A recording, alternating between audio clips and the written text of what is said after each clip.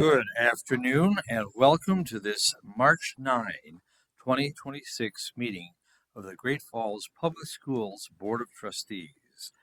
I remind you that these meetings are being recorded and will be uploaded onto our website at some point in the future.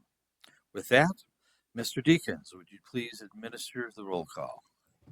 Thank you, Chairman Johnson. Gordon Johnson. Here. Kim Skornagowski. Here. Bill Brunson. Here. Craig Duff. Here. Paige Henning. Here. Marley Sunchild. Here. Amy Thompson. Here. Chairman Johnson, you do have a full board to do business this evening. Thank you, Mr. Deacons. And Mr. Boyd, would you please lead us in the Pledge of Allegiance? I pledge allegiance to the flag of the United States of America, and to the republic which stands one nation under God, indivisible, with liberty and justice for all.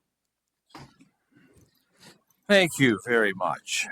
Mr. Chair, Trustee Skornagowski. I move we adopt the agenda as presented. Second. It's been moved and seconded to adopt the agenda as presented. Are there any comments or questions from our Board of Trustees? Any board or comments, any questions or comments from our gallery here this evening? Hearing and seeing none. All those in favor of adopting the agenda, please signify by saying aye. Aye. Opposed, same sign. We've adopted our agenda. Thank you very much. Mr. Chair, Trustee Skornagowski. I move we approve the consent agenda as presented with a special thank you to ADF for donating welding supplies to Great Falls High, as well as the donation of several types of meat for That's our school correct. district. So, Yep, which has been distributed. It's gotten into the homes of families, so Families, it's all very good. Second. Moved and seconded to approve the consent agenda with thanks to generous community partners. Any questions or commentary from our Board of Trustees? Hearing and seeing none. Any questions or commentaries from our gallery? Hearing and seeing none. I'll call for the question. All those in favor of approving the consent agenda, please signify by saying aye. Aye. Opposed, same sign. We have a consent agenda approved. Thank you. Moving on now to Roman 6 Communication. Report of Student Representatives, Mr. Boyd. Welcome, Mr. Boyd.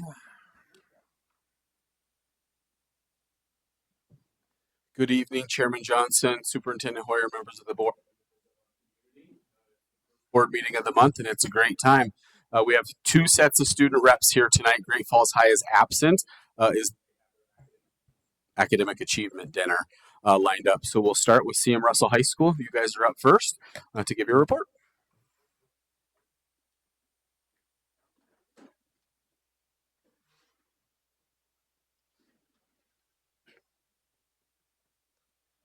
Good evening, Chairman Johnson, Superintendent Hoyer, members of the board, and members of the community. My name is Emerson Hamma, and I will start our presentation.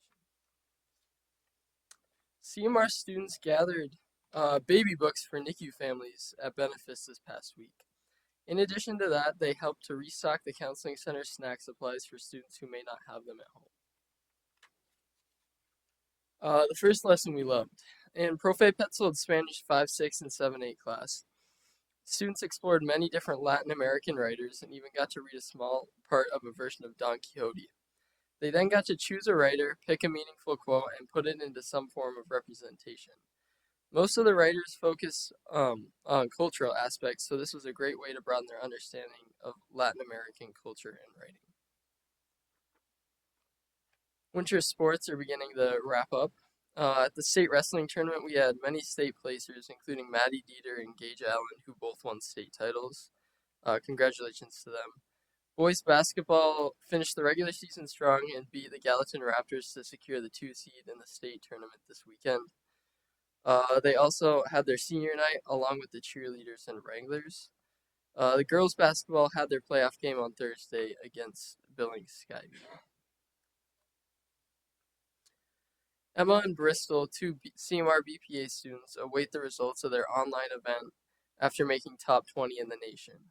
The rest of our BPA students are competing at state right now. Another lesson we loved. In Mr. Halverson's AP Government class, students were assigned 2 to 3 court cases to research and explain to the class. These included the big 14 cases that students must know for their AP tests. This is a great way to learn about how the court's decisions have changed over time. We sent 2 teams to Academic World Quest this year. They competed well and enjoyed talks about nuclear nonproliferation, coffee, chocolate, and other notable trade goods, and educational opportunities on the campus. It was a great time. CMR students have their artwork on display at the public library. Please make sure to check out the incredible prints, paintings, and sketches. Don't miss the pottery and sculptures tucked into corners and display cases as well.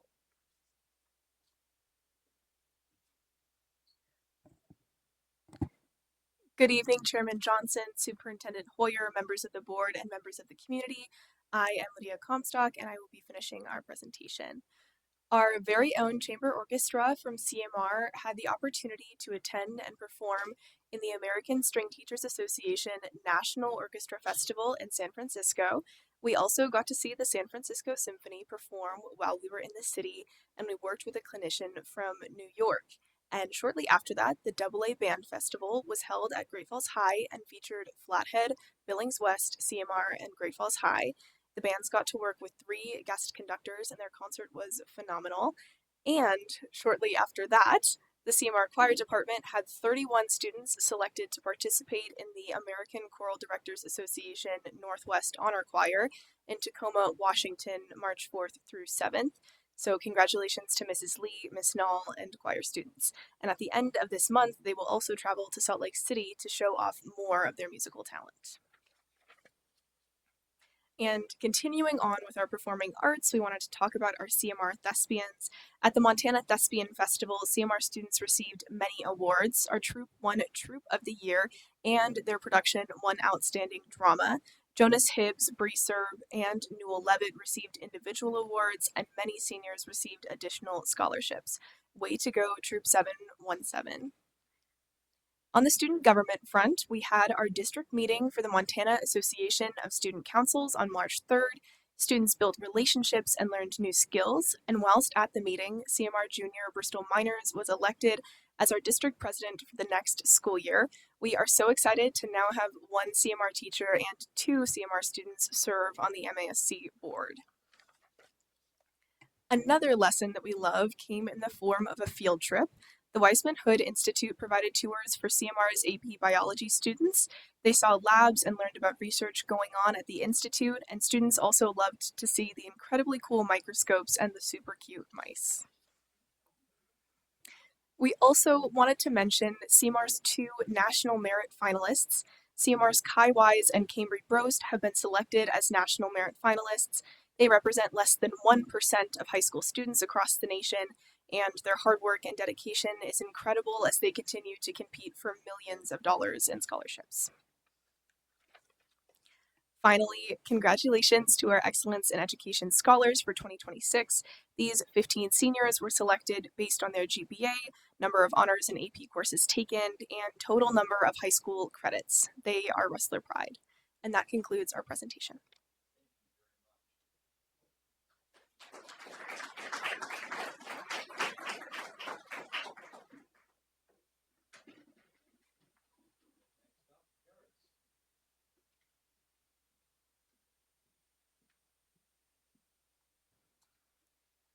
Good evening, Chairman Johnson, Superintendent Hoyer, trustees, and members of the community. My name is Caitlin.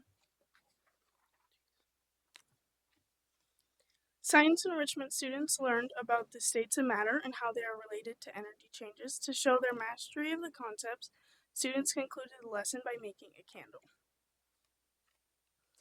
Valentine's Day fun. These little motorized vehicles were so fun to race down the hall for our STEM projects.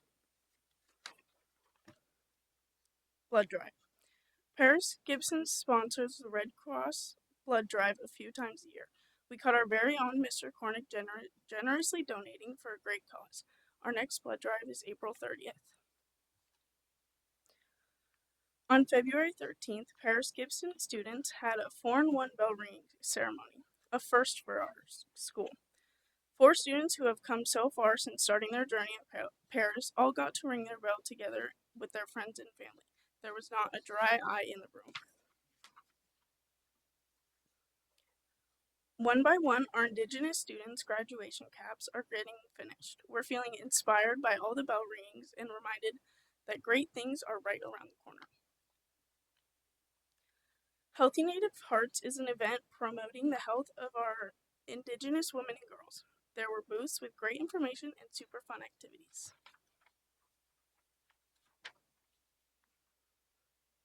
Paris Gibson students took second place at the state archery competition in Helena. Their hard work all year is really paying off. Students had the opportunity to travel outside of Great Falls and participate in the bison harvest. Everyone toughed it out all day in the negative 8-degree weather.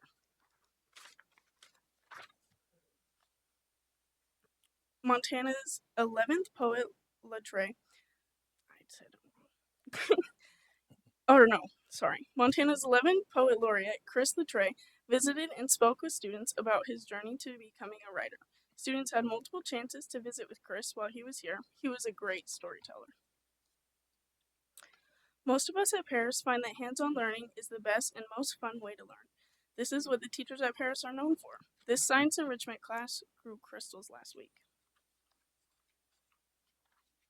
Speaking of our hands-on learning, here's Logan's class dissecting a squid. They will spend 2 weeks doing dissections, working on a roundworm, a starfish, a crawfish, a grasshopper, and a shark. Art class is working with oil pastels this week. Students are enjoying creating these cute little mushroom scenes.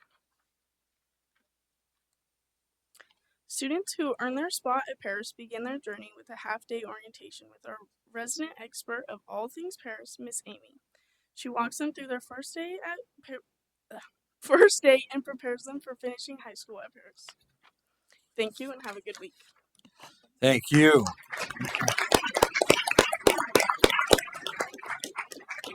As always, we take great inspiration from these reports, and we have to confess we're somewhat jealous of all the activities that you get to enjoy and learn from. So thank you for coming and sharing these reports with us.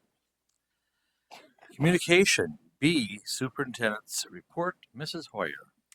Well, thank you, Chairman Johnson, members of the board, and members of our community. It's nice to see a full audience with us this evening.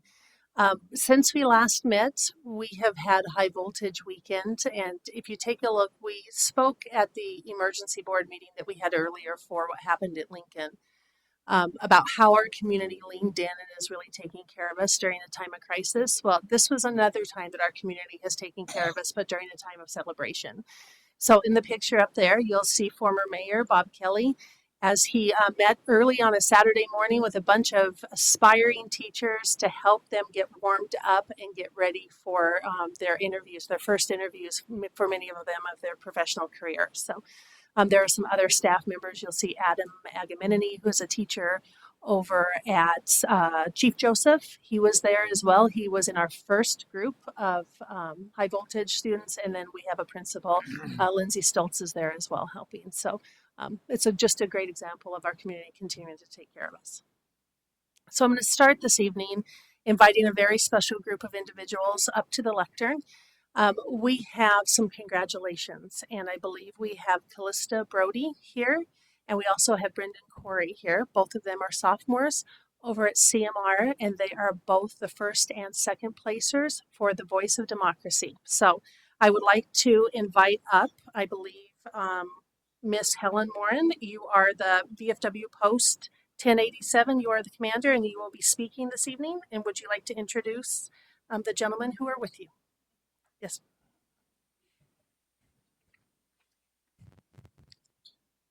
Chairman Johnson, trustees, members of the public, thank you all for having us here.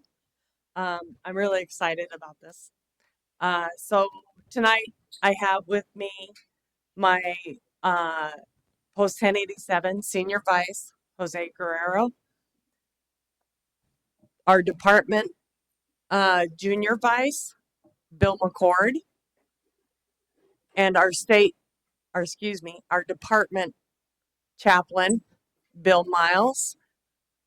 You'll hear me kind of confused between the department and the state. When I say that, I do mean the state of Montana VFW, but they go by department. So I'm still trying to break that down.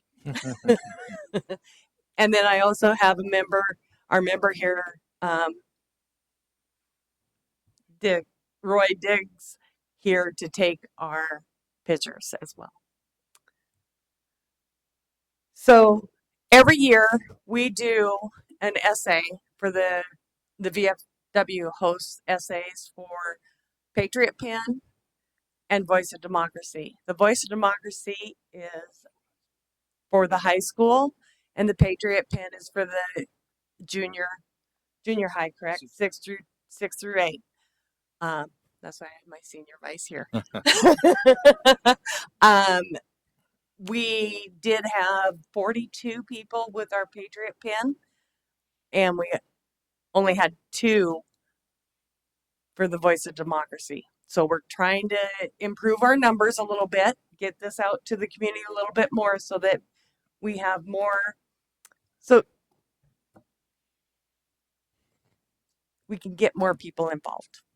I really believe we've got a lot of students out there that could benefit from this as well. So getting on to this year, our essay was, how are you showing patriotism and supporting our country?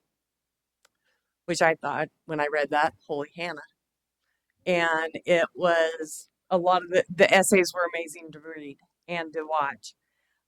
So first we're going to bring Callista. I have her down as Callie, so I apologize for saying your name wrong.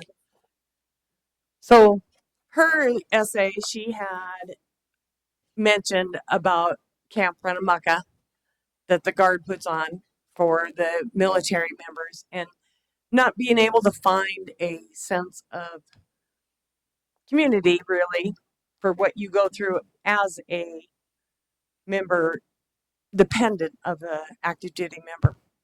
So she mentions that. She talks about bringing her patriotism from there into the Boy Scouts.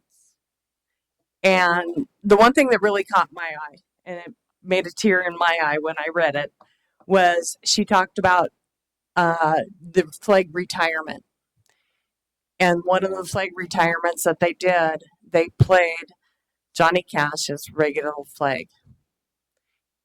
And how you go up, I hope sometime you guys get the opportunity to have that experience, because when you go up and you present the flag to retire it, and you have Johnny Cash's song playing behind, it is very moving, and it brought tears to my eyes just reading it. So, going on. Oh, I like to talk, sorry. So, she got first place, and with that, she gets $100. All right.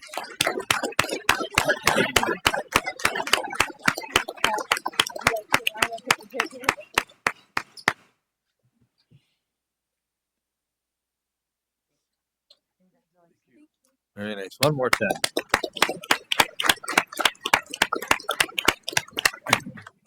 Second place was Brendan Corey. His essay, as he's coming up, we'll give him plenty of time. His essay was about how he had reached out to other veterans, to the veterans, to see what they felt the meaning was, so that he could actually get that meaning from them as well. And what I really got out of yours was talking about finding that it's about loyalty, about respect, and honor the community and the veterans and everyone who is serving. So I appreciate your submission, and you get $75. All right.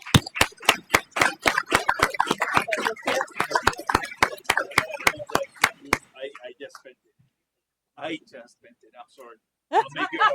I'll make you do. I promise.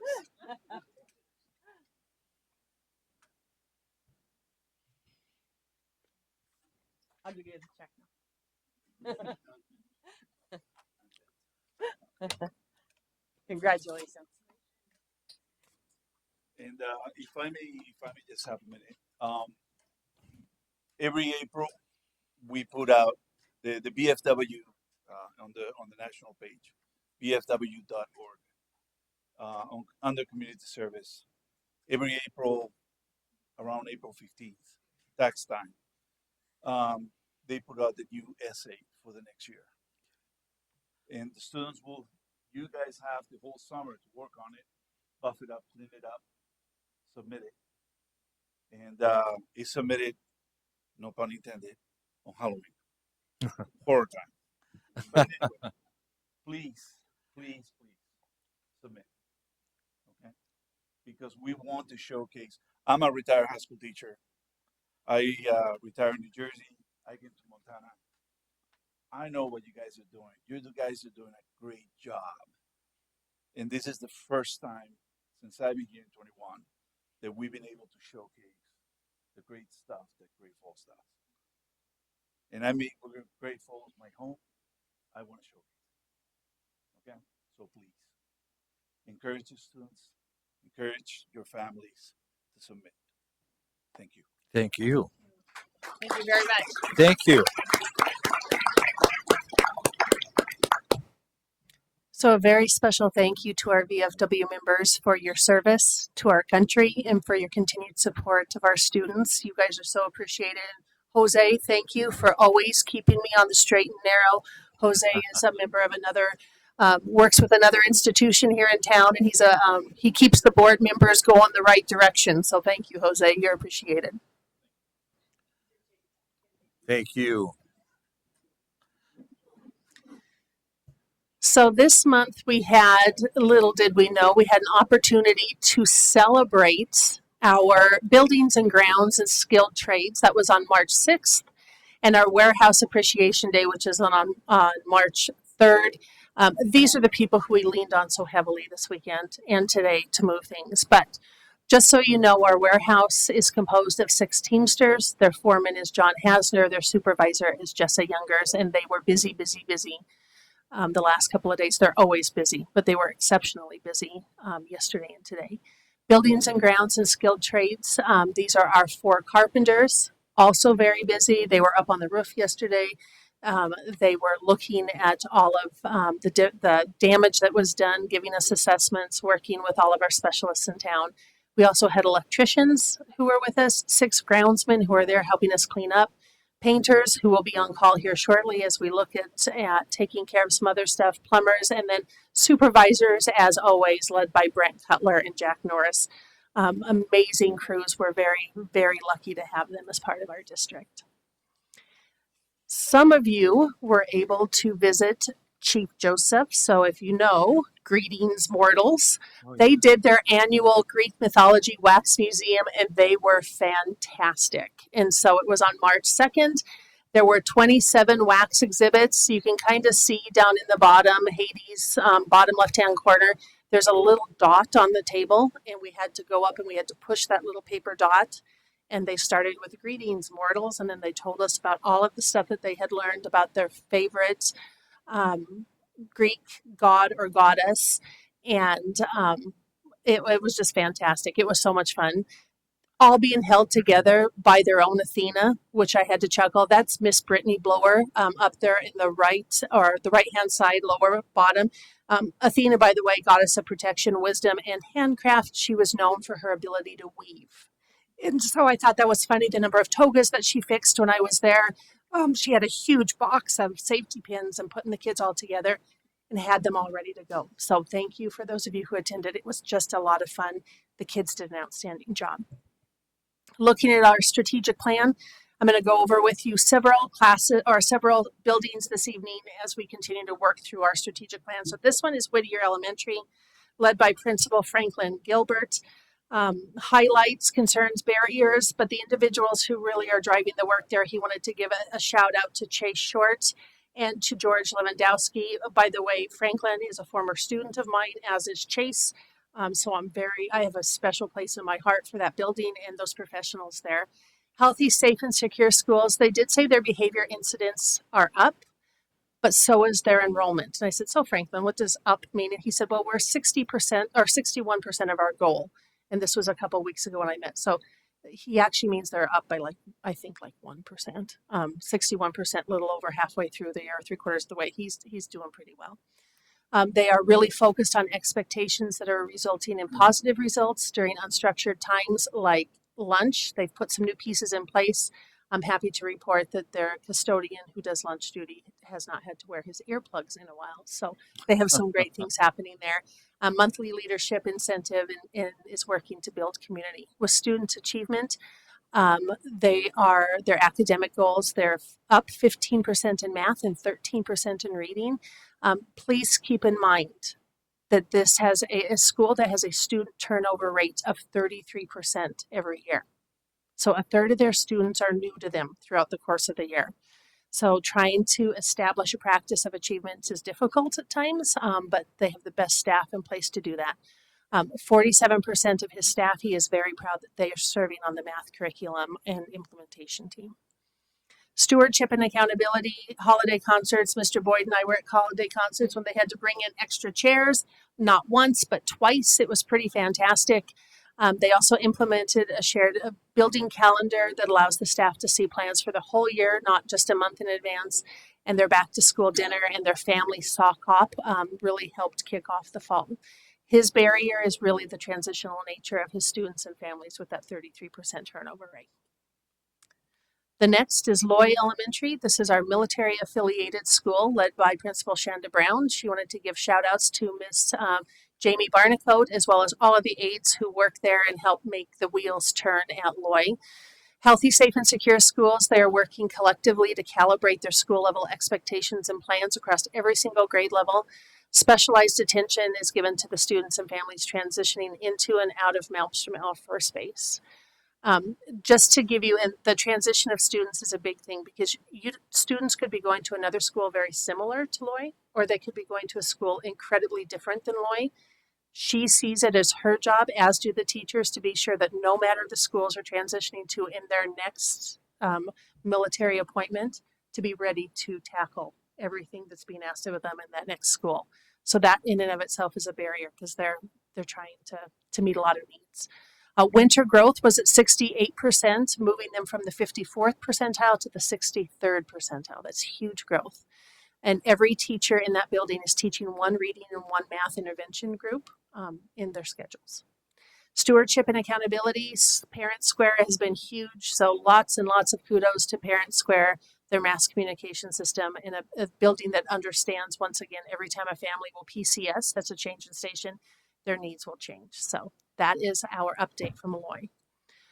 North Middle School, Mr. Brian Miller. So this is also the middle school that serves our military families. He is giving shout outs to Mr. Jeff Rieger and Miss Mary Sommerfeld. Those two teachers, by the way, will be joining us at the next board meeting because they've had some pretty cool things that they've been doing with students and some awards that they have won that they want to share. But this year, North incorporated their character habits into their weekly updates on student behavior. And they also found that teachers are addressing behavior at the entry point when behavior starts, in many cases before it becomes big, and that is really allowing them to see a decrease in behavior. Student achievement, they're working hard to foster meaningful student engagement strategies, getting the students to have ownership within their own achievement, and their intervention is seen as an extension of instruction. Stewardship and accountability. In addition to the weekly updates on student behavior, parents and students can now monitor their mastery of character habits. They're actually dropping it into Power School. It does not have a grade, so there's no weight. But as a parent, then you can go week to week and see how your child has done for that week as far as those soft skills go. Mr. Miller is also producing weekly videos for parents and students. And then he has a process called 100% for 100%, and that is the adults caring for the adults within their building. So you're responsible for 4 people, the person to the left of you, the right of you, your bestie in the building, he said, and then someone who just appears off. And that's giving 100% not only to yourself, but also to those around you. And our final school that we'll take a look at this evening is Great Falls High School. So that's led by Principal Jeffrey Habel. Anitra Hall and Lori Meismer. Now, Anitra runs the transitions and the work skills class. Lori Meismer is, of course, the lady who has been in charge of our kitchen. Even when I was back there, Lori was just making things happen. So Mr. Hubble, his barrier is really poverty and engagement, working hard as a Title I high school to meet the needs of those students. RCD, Responsibility Center Discipline, has resulted in a 20% drop in behaviors. They no longer call in-school suspension, but in-school solutions, and they have changed the mindset of that approach to their behavior. He calls it hammer and heart. So the approach is both having a natural consequence, but also having the heart to deal with students and families and meeting them where they're at. And a really cool thing, our life skills kids who are there are tracking door security. Those of you who know Great Falls High know that there are dozens of doors to access that building. And the security of those doors has always been a concern to teachers and leaders. And so every week our life skills kids go around. They have a little checklist that they do, and then they have to have a weekly report to the SRO where they get to work on their public speaking skills. And so they are using Hattie's Collective Efficacy and RCD, and walkthroughs are showing an increase in engagement in both math and English and language arts classes. And for stewardship and accountability, once again, really, really appreciate Parent Square. They do a Monday memo internally. They have both student and staff PR teams, and then they do an external weekly newsletter for the communication part of that. So a shout out to Mr. Hobble at Great Falls High and his folks that are making all the work happen there. And then data for the day is just different this week because this week has just been different. So there's a collection of pictures up there for you. So I'll just kind of walk you around. There's a whole list of people. I know I forgot someone on the left who have really come together to help us out. You will see the very first one on the upper left-hand corner. It looks like a snowdrift. That is cellulose insulation that used to be up above and is now blowing all over the community. There's the trees that you heard Mr. Boyd talk about catching the roof when it came off the building. You can see that in both the very top picture and then the first picture as we're moving clockwise on the right-hand side. Very quickly, we had large, heavy equipment on campus helping us. I believe that came from the city. I'm looking for Mr. Boyd. That's it. M&D Construction. And by the time we were done last night, the roof that you see stuck on the trees at about 3 o'clock on that picture was already folded, crumpled, wadded up, and set aside. Today, they worked on removing the trees that were damaged. And then about the 7, 8 o'clock marker, that's our warehouse guys. That's Jessa and Steve and I believe Jeff Williams who came to help us in the wind, trying to push large rolling containers of ranch. I think that was ranch and ketchup.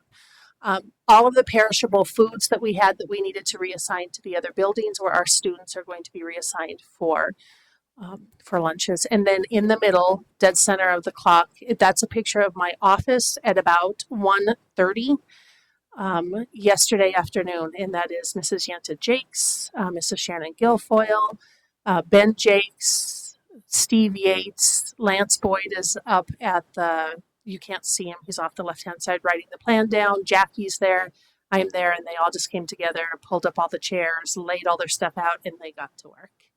And so a huge thank you to all of those people and more for helping the district just keep their head above water the last 2 days. It is appreciated. So with that, that is my report for the evening. Sorry it was a little bit lengthy, and I stand for any questions. Any questions for Mrs. Hoyer from our Board of Trustees? Make a comment really fast? Yeah, of course, Trustee Henning. Can I make a comment about Lydia? I would like to congratulate you. I'm going to read a Facebook post. Lydia has earned the National Speech and Debate Association's Academic All-American Award. This award recognizes academic rigor, competitive speech and debate success, and personal excellence. For more than 141,000 student members of the National Speech and Debate Association, fewer than 1% of the students earn the Academic All-American Award every year.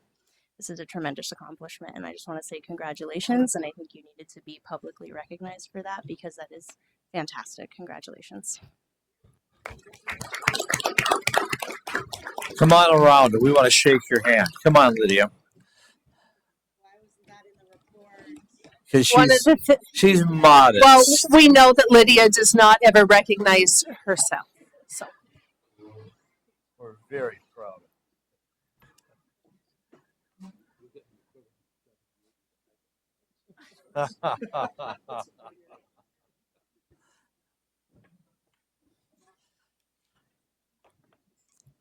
And thank you, Trustee Henning, for bringing that to our attention. Really appreciate that. Any additional comments from our Board of Trustees? Any from our gallery? If not, thank you very much, Superintendent Hoyer. And at this point in time, you students are so busy, we'll excuse you to get on to your next inspiring task. So thank you for being with us this evening. Look forward to seeing you again in 2 weeks, right? Something like that. All right. Thank you very much. Tempus fugit. Right. So at this time, we move on through our agenda to audience communication. I have 3 requests to speak before this Board of Trustees this evening, and I'll call on Tori first. Welcome, Tori. If you'd introduce yourself at the podium and share with us your message. Yes, thank you, Chairman Johnson, Superintendent Hoyer, community members, and all the trustees. I'm Tori Doe with the YWCA Great Falls, and we are going on our 33rd year of our annual Salute to Women Gala, where community members are nominated by their friends, family, and coworkers. And the women who are nominated are being recognized for their remarkable work in the community, trying to improve the lives of everybody that lives here. And I'm pleased to announce that this year, Kim S. was chosen to be one of our honorees at our Salute to Women Gala.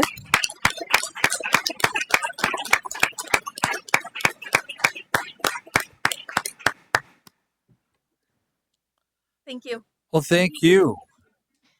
Chairman Johnson, if I may, I Please do. had the privilege of serving on the board at the YWCA, and I know Tori and Miss Tracy well.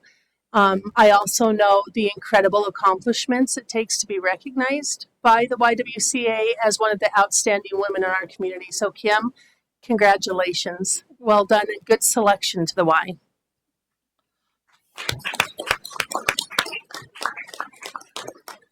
Let's just take a moment to get a good photo up by the rostrum. Kim, go on up by the rostrum and get a nice photo.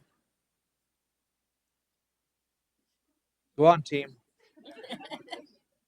You too, with the flowers. There we go.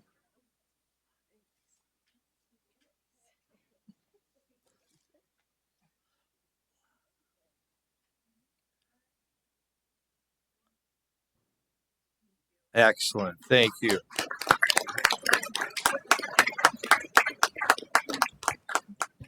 Tori, really quick, can you remind us when the gala is, please, for this? It's going to be on April 17th this year. Once we're finished making all of our announcements, we'll be posting the tickets on sale on our website, or you can purchase them in our office. And all the proceeds from the gala go towards the Mercy Home to help provide shelter and services for women fleeing domestic and sexual violence. Tori, thank you for being with us and for sharing that good news. And congratulations one more time, Trustee Skotogowski. Excellent. Thank you. Next, we're going to have Amber Campbell.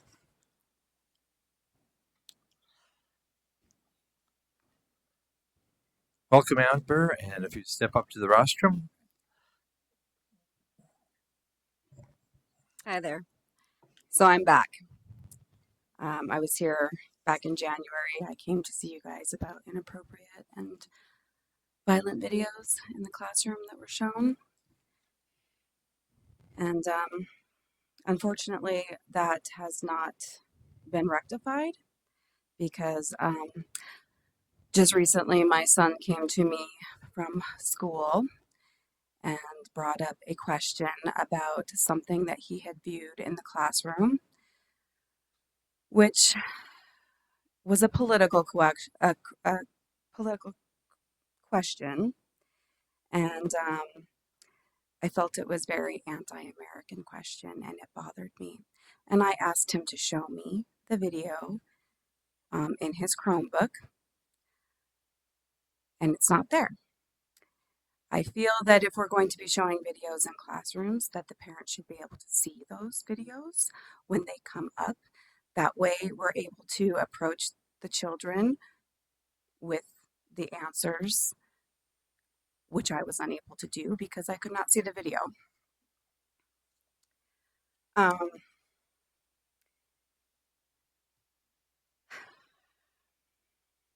So apparently you guys have a loophole in our education system with supplemental material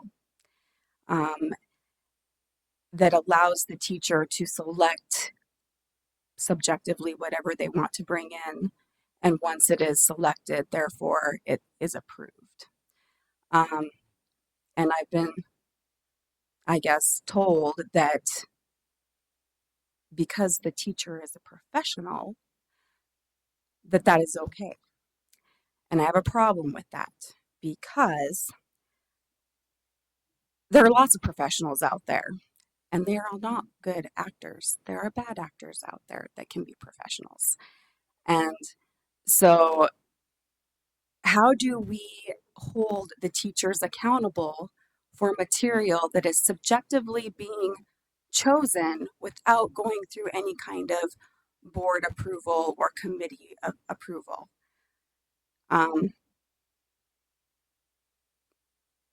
I just don't think that it's right as a parent that that's being allowed.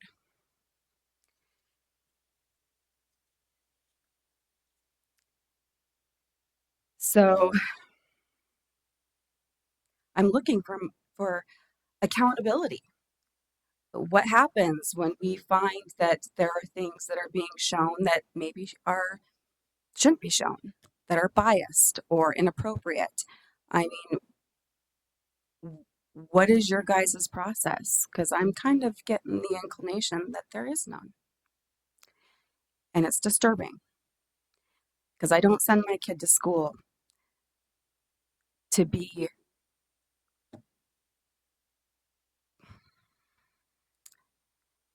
indoctrinated by somebody else's views, by what they choose to bring into the classroom. I don't care if you're right or if you're left, but politics do not belong in the classroom. We are a divided nation, and we are so divided that we have families and family members that don't get along and don't speak to each other. And I don't need to send my kid to school to have somebody else be putting that kind of stuff into their heads. Period. Well, thank you, and thank you for coming and speaking to us this evening. And several of us are taking notes on your commentary, and we will look into this. I would hope so. Yeah. Because I am not done with this and I will continue. And if I have to bring in more parents into these board meetings, because I can guarantee you I am not the only parent that's not happy with the way things are going, I will bring them all down here. Well, thank you very much. We're always happy to hear from our citizens, whether it's good news, bad news, or whatever. But we will look into this and see if we can find some answers to your concerns. Please do. Thank you. Thank you. And Steve Midge. Hi, Steve. Thank you for letting me go. I'm Steve Midge. I live here in Great Falls. My daughter goes to North Middle School. And I'm also concerned about the video that she is talking about. And being 35 years of management, I pretty much followed protocol. I went and talked to the principal.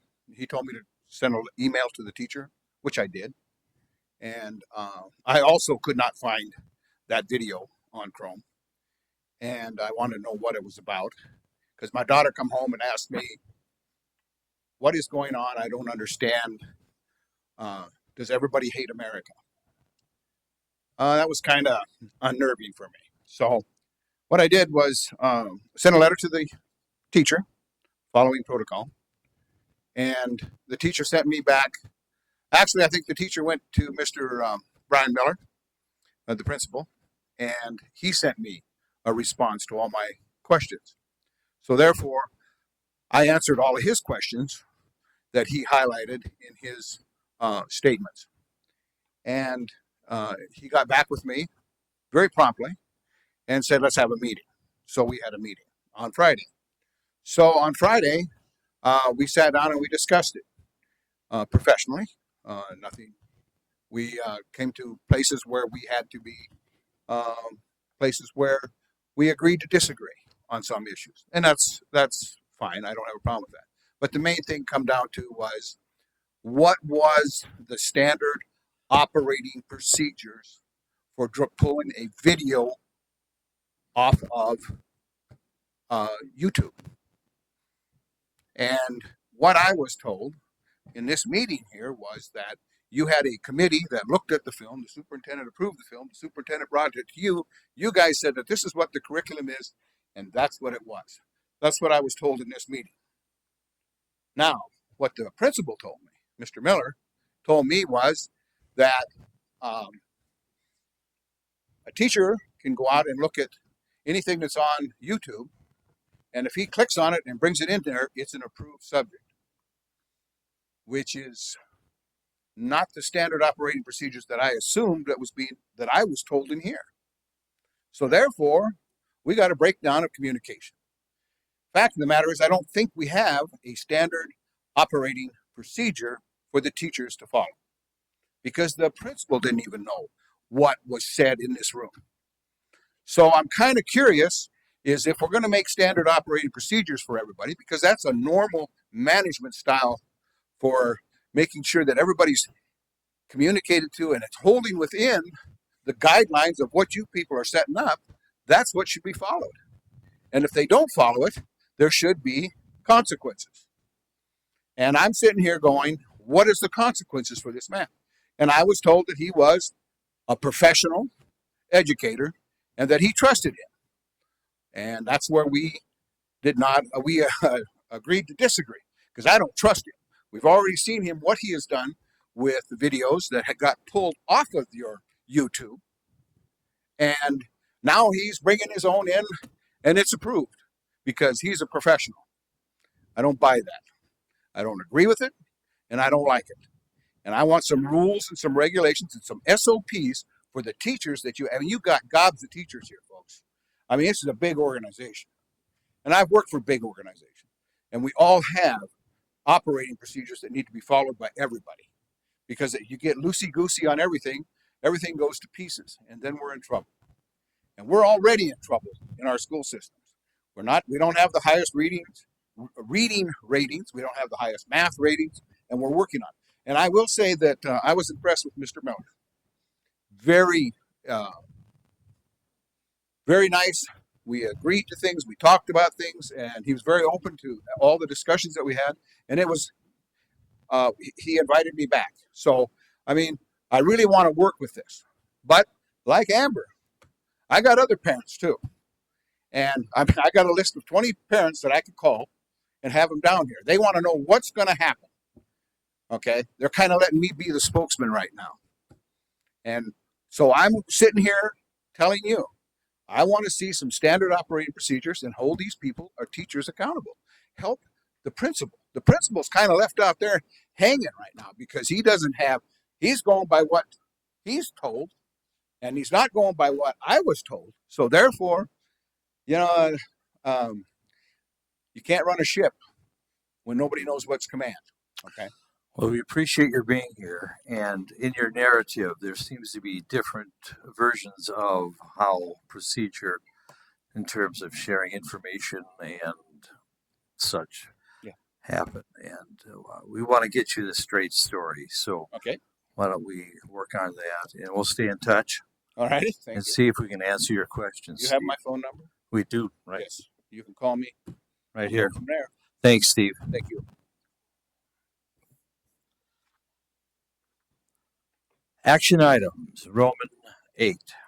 A, Bridged Health Alliance proposal. Heather, welcome.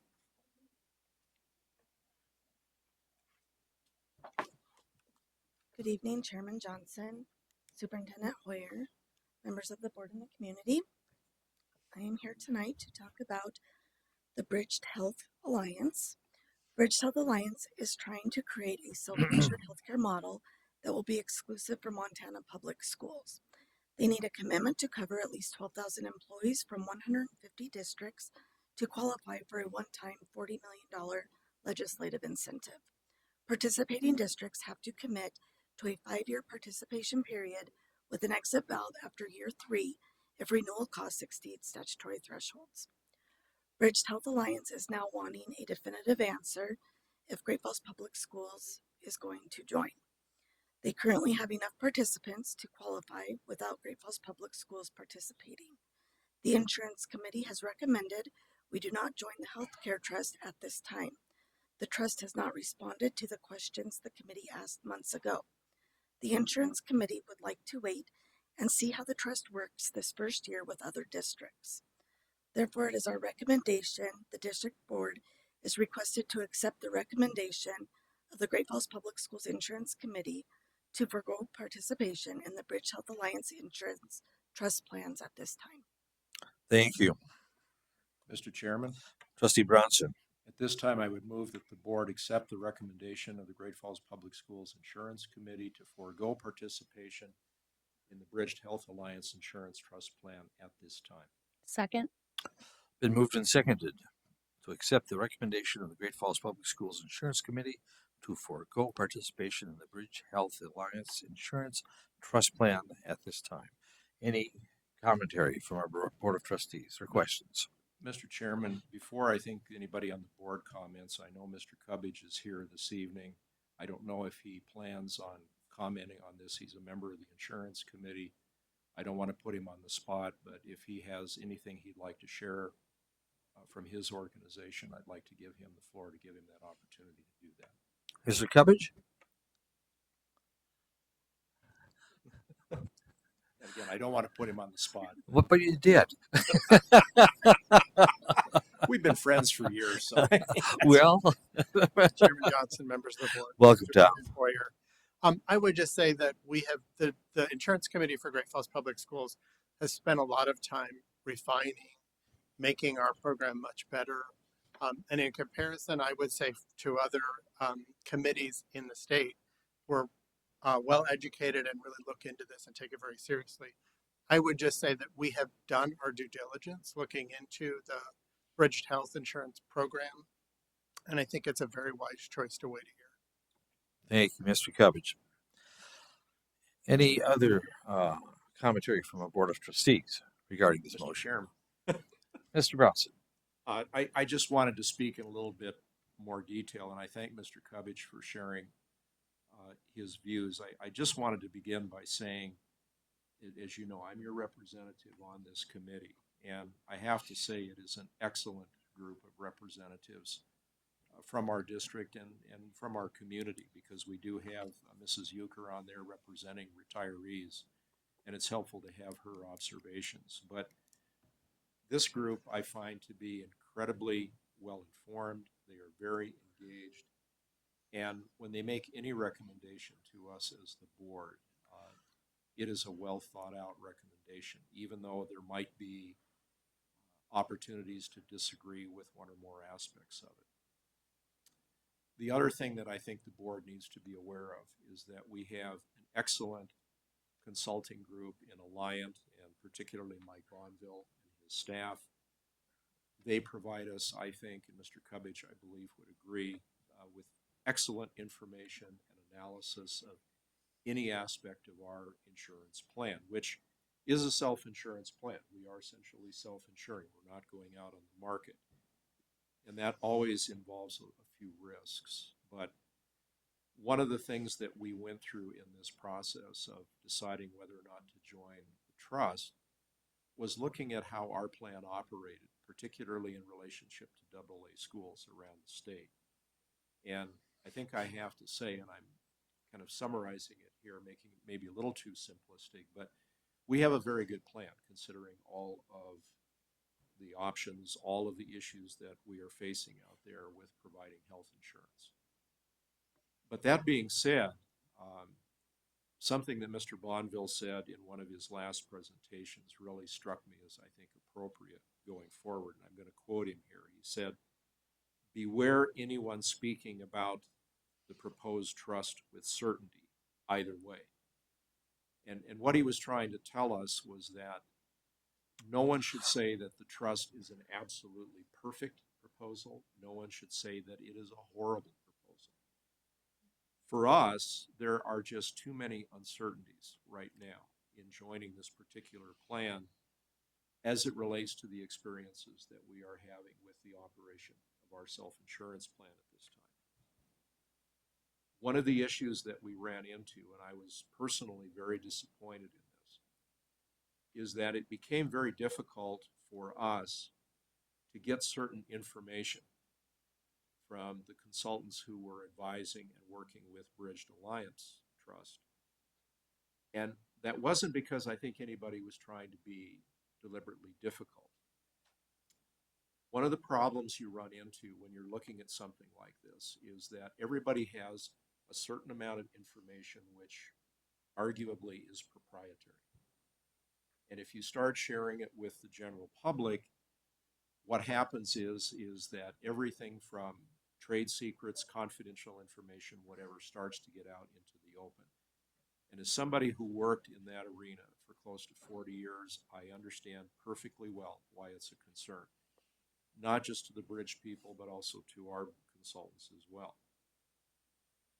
That being said, there are processes that I have worked on or worked with in years that get us over that hump, but for whatever reason, we were not able to use or indulge those. And as a result, we ended up in a situation where we had to make some decisions, or I should say the committee. I don't vote in that committee. I listen to what these folks have to say. But it just made it extremely difficult to say that with a great degree of certainty, we could move from a self-insurance plan that we know, where we have a lot of opportunities to control the direction of the plan to provide the best benefit available to the participants, to a plan that hopefully is going to work for a lot of districts around the state, but whether it's going to work for us right now is still an open question. And I think that's why the committee felt we need to wait and see what happens. There's a lot of unknowns about the Bridged Alliance plan that I don't even think they know yet for certain. One of the issues that we discussed with some concern is that our members here are going to typically rely on medical providers in this community. Benefis, the clinic, Logan Health, which is out of Kalispell, but they have a presence here.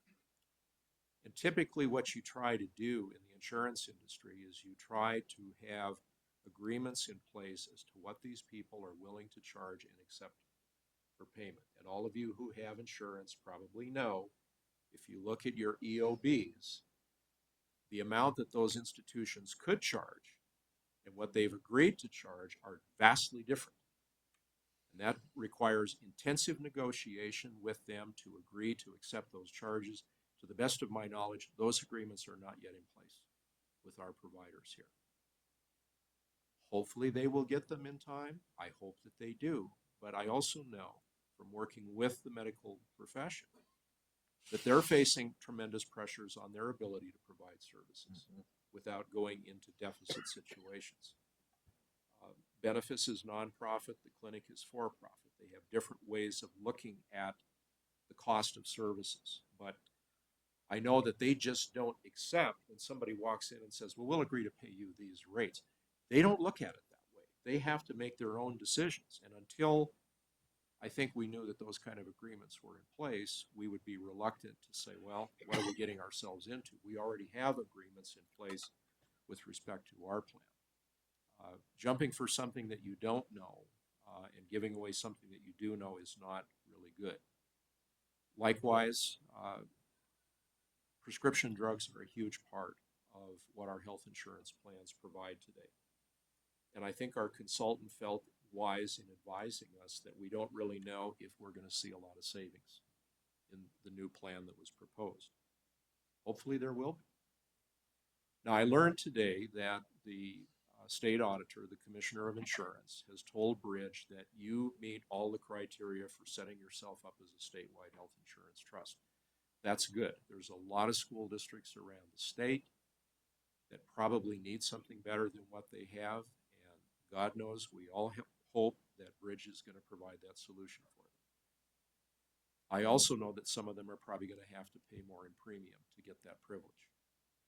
But that's the situation of those districts. What I've always been impressed about in this district is that we are extremely careful before we ever make a decision to go out and work with any vendor that's offering us a product or a service. We want to know as much information as possible, such that when we say yes to it, we know with a great degree of certainty that we're getting what it is we ask for and what they're offering to us. This is a difficult kind of a decision, for me to make from the standpoint that nearly 3 years ago, a lot of trustees around the state, including myself, responded to the requests of our association to approach legislators and say, we think a statewide trust would be a good idea. And based on my experience with large self-insurance pools, some of which I've represented in my law practice, I told legislators, I think it's a great idea for the state. Now, whether or not it was ultimately a good thing for us, the devil's in the details. And I think the committee has done an excellent job working with our consultant, saying we just don't have enough details yet to make that decision. I highly suspect that when this decision, if it goes in favor of the committee's recommendation, is made, I suspect that we're going to get a little blowback from some people at the Montana School Boards Association. And as I told one of the leaders a long time ago, we are trustees elected in our districts to make decisions based on what we think is best for our district. We will not, I emphasize, we will not make decisions based on what somebody else wants us to do just because they think it's a good idea. I hope I don't get that blowback, but that's the message I'm going to give them if this board tonight approves the recommendation of this committee. And I'm not afraid to take the heat for it, because again, I think our committee, working in consultation with our consultant, who, by the way, did not tell us what decision to make. And that's one of the great misunderstandings out there. I was told in the process of working with Bridge to gather information to make decisions, the suggestion was made to me that perhaps our consultant, they just don't like us. Well, there are two words for that: bovine excrement. You can, I think, read between the lines there. And that bothered me, because once again, I thought this was a professional conversation where we could just share as much information as possible and make a decent decision. We couldn't get there. So again, I'm comfortable with this committee's recommendation. And again, we might catch a little heat for it, so be it. We're doing it, I think, in the best interests of our constituent users of this product and of this district as a whole. And I'm sorry for going on like this, but I felt that we had to have a public record of my feelings as a trustee working with this committee and interacting with Bridge and their representatives over the course of roughly the last 2 years. Thank you. Thank you, and I appreciate your narrative. You spent a lot of time on this question, and tonight's the night that we make a recommendation, that the recommendation has been made to accept the committee's findings or not. Are there any additional questions from the Board of Trustees regarding this motion? Any from the floor? Any from our remaining citizens? If not, the question is whether or not to accept the recommendation of the Great Falls Public Schools Insurance Committee to forego participation in the Bridged Health Alliance Insurance Trust plan at this time. So, I'd ask all those in favor of the motion, please signify by saying aye. Aye. Opposed, same sign. Motion carries. And again, thank you very much, Trustee Bronson, for all your work on this committee and for your report on how this recommendation came to be. Action item B, 27-28 school year calendar. Mrs. Spursum, once again. Great Falls Public Schools has a calendar committee that meets each year to create a calendar for 2 years from now. This year, the calendar committee was working on the 2027-28 calendar. There are many things to take into consideration for these calendars. The calendar committee is composed of a board member, 1 director from Montana School for the Deaf and Blind, 3 teachers, 3 administrative personnel, 3 classified personnel, and 3 parents. However, we never turn away anyone wishing to come to the meetings and let them give their input. We first met on January 8th. During this meeting, specifics were gone over as to what each calendar must contain. Blank calendars, state regulations, sports calendars, and the music and fine arts calendar were handed out to each member, and everyone was encouraged to submit a few calendars to the Human Resources Office by January 22nd. Dee Bobo, our benefits analyst, went through each submitted calendar to make sure that they all fell within mandatory guidelines and to check if there were any duplicates. There was a total of 9 calendar ideas submitted. On February 3rd, the committee met again, and 3 of the 9 were selected to place on an online survey. The survey was posted on the Great Falls Public Schools Facebook page, emailed to all principals, their administrative assistants, and all the other administrators. They were asked to post the flyer, which contained the QR code, in common areas, and those 3 calendars were voted on from February 6th through February 20th. There were 1,190 responses to the survey. 32.3% were community members with children in Great Falls Public Schools. 25.5% Great Falls Public School staff members with children in Great Falls Public Schools. 26.2 were Great Falls Public School staff members with no children. 2.3 were community members with no children, and 13.7% were students. After reviewing and discussing the input and other factors at the calendar committee meeting on February 26th, committee members decided by unanimous vote to recommend the attached 2027-2028 calendar option to the board. The committee is recommending option A, attached for board approval. So we are requesting the board to approve calendar option A for the 2027-2028 school year calendar as presented. Thank you. Mr. Chair, Trustee Kornegowski. I move that we approve calendar option A for the 27-28 school year as presented. Second. Been moved and seconded to approve calendar option A. Any questions or comments from our Board of Trustees? Yeah. Super quick. Super quick. Super quick. I won't pull a bill. Excuse me? Okay, so just for the community to know, we really work hard to get a lot of community input. The committee itself is representative of the community. And on top of that, this calendar reflects comments from feedback that we receive in past years as well. So we really work hard to try to find a calendar that meets the needs of everyone, from students attending music programs at Christmas time to parents who want to take their children on a long spring break. So we really feel like we've achieved that with this year's calendar, and just appreciate the work that Ms. Spursum and her team does to make this happen. Thank you. Any additional comments from our Board of Trustees? From our gallery here this evening? I'll call for the question then.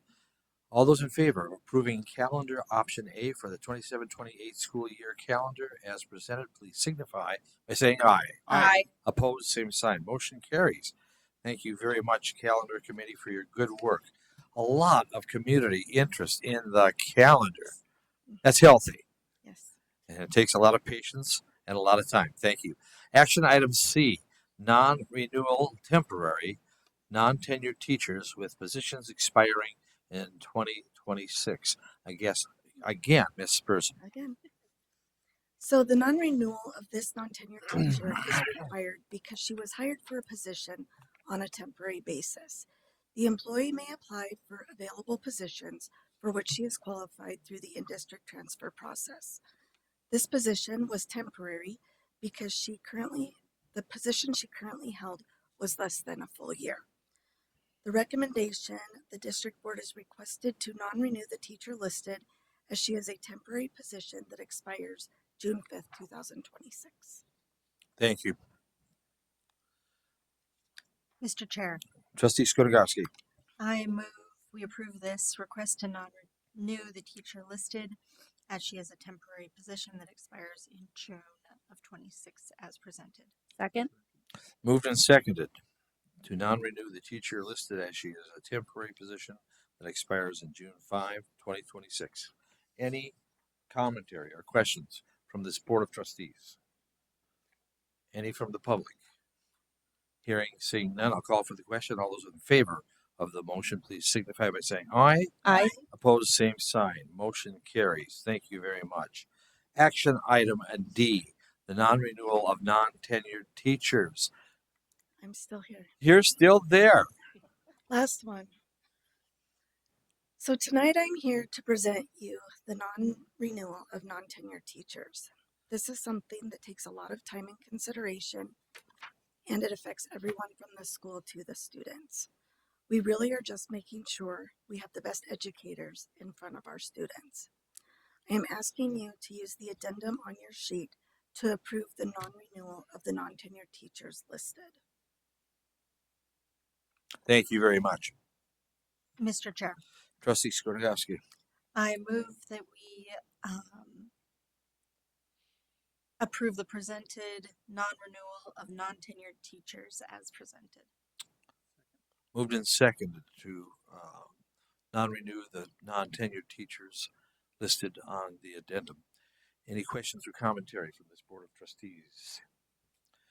Any questions or commentary from our public? If not, I'll call for the question. All those in favor of the motion, please signify by saying aye. Aye. Opposed, same sign. Motion carries. And you are excused. Thank you very much. Action item E, CM Russell High School Auditorium Improvements. Mrs. Becker, welcome.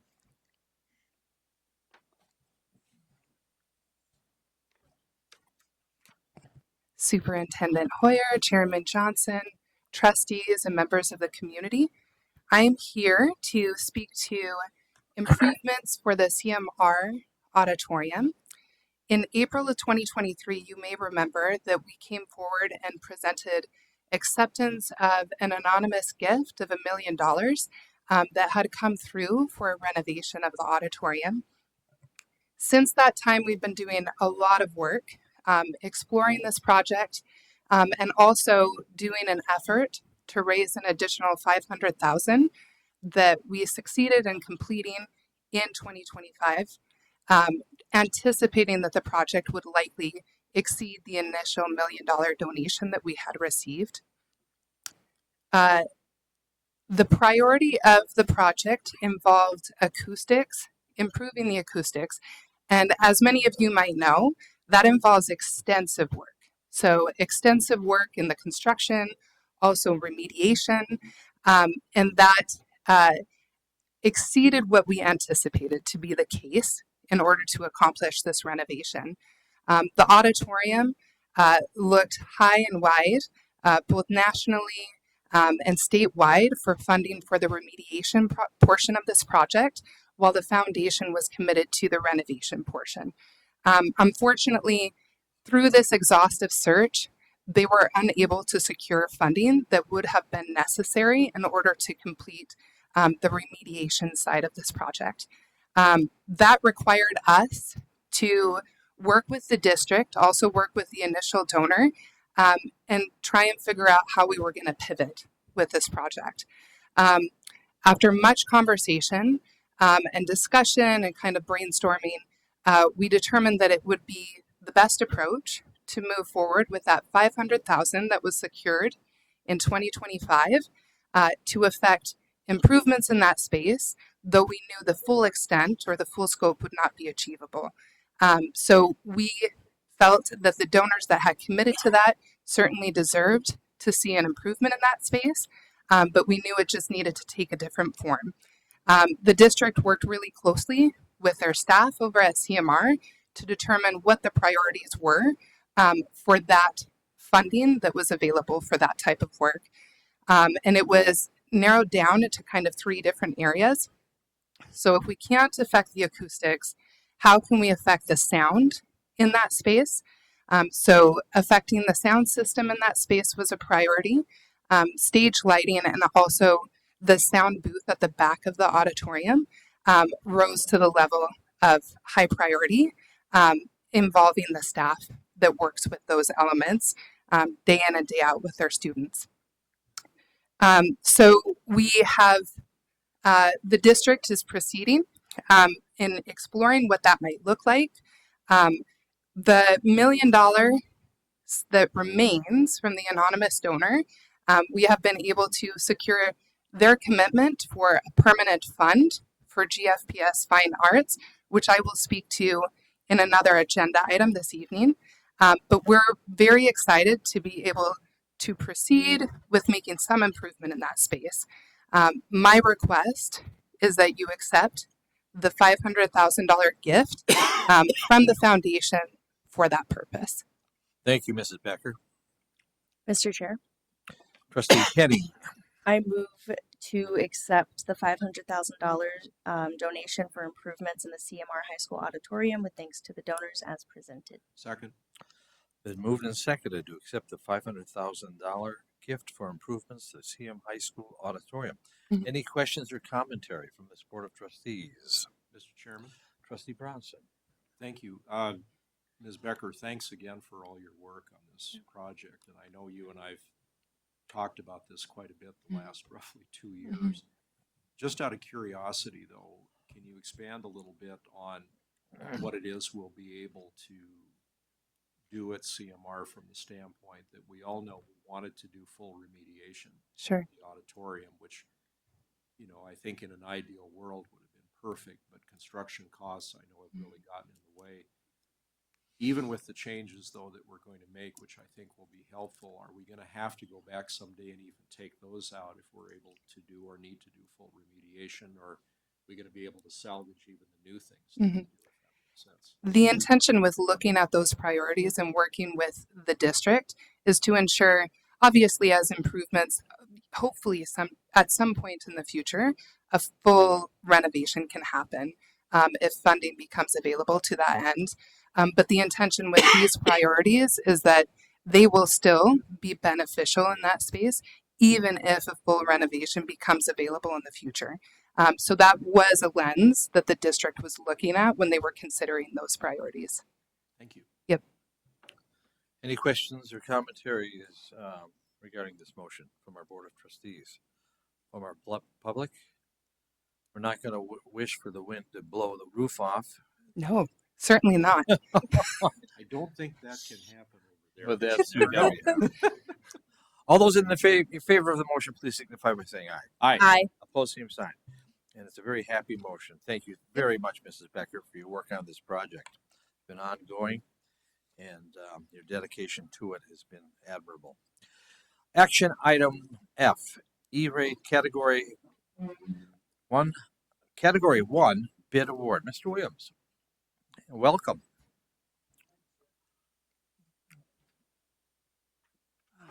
Being at the end of this, hopefully we'll get out of here quick, okay?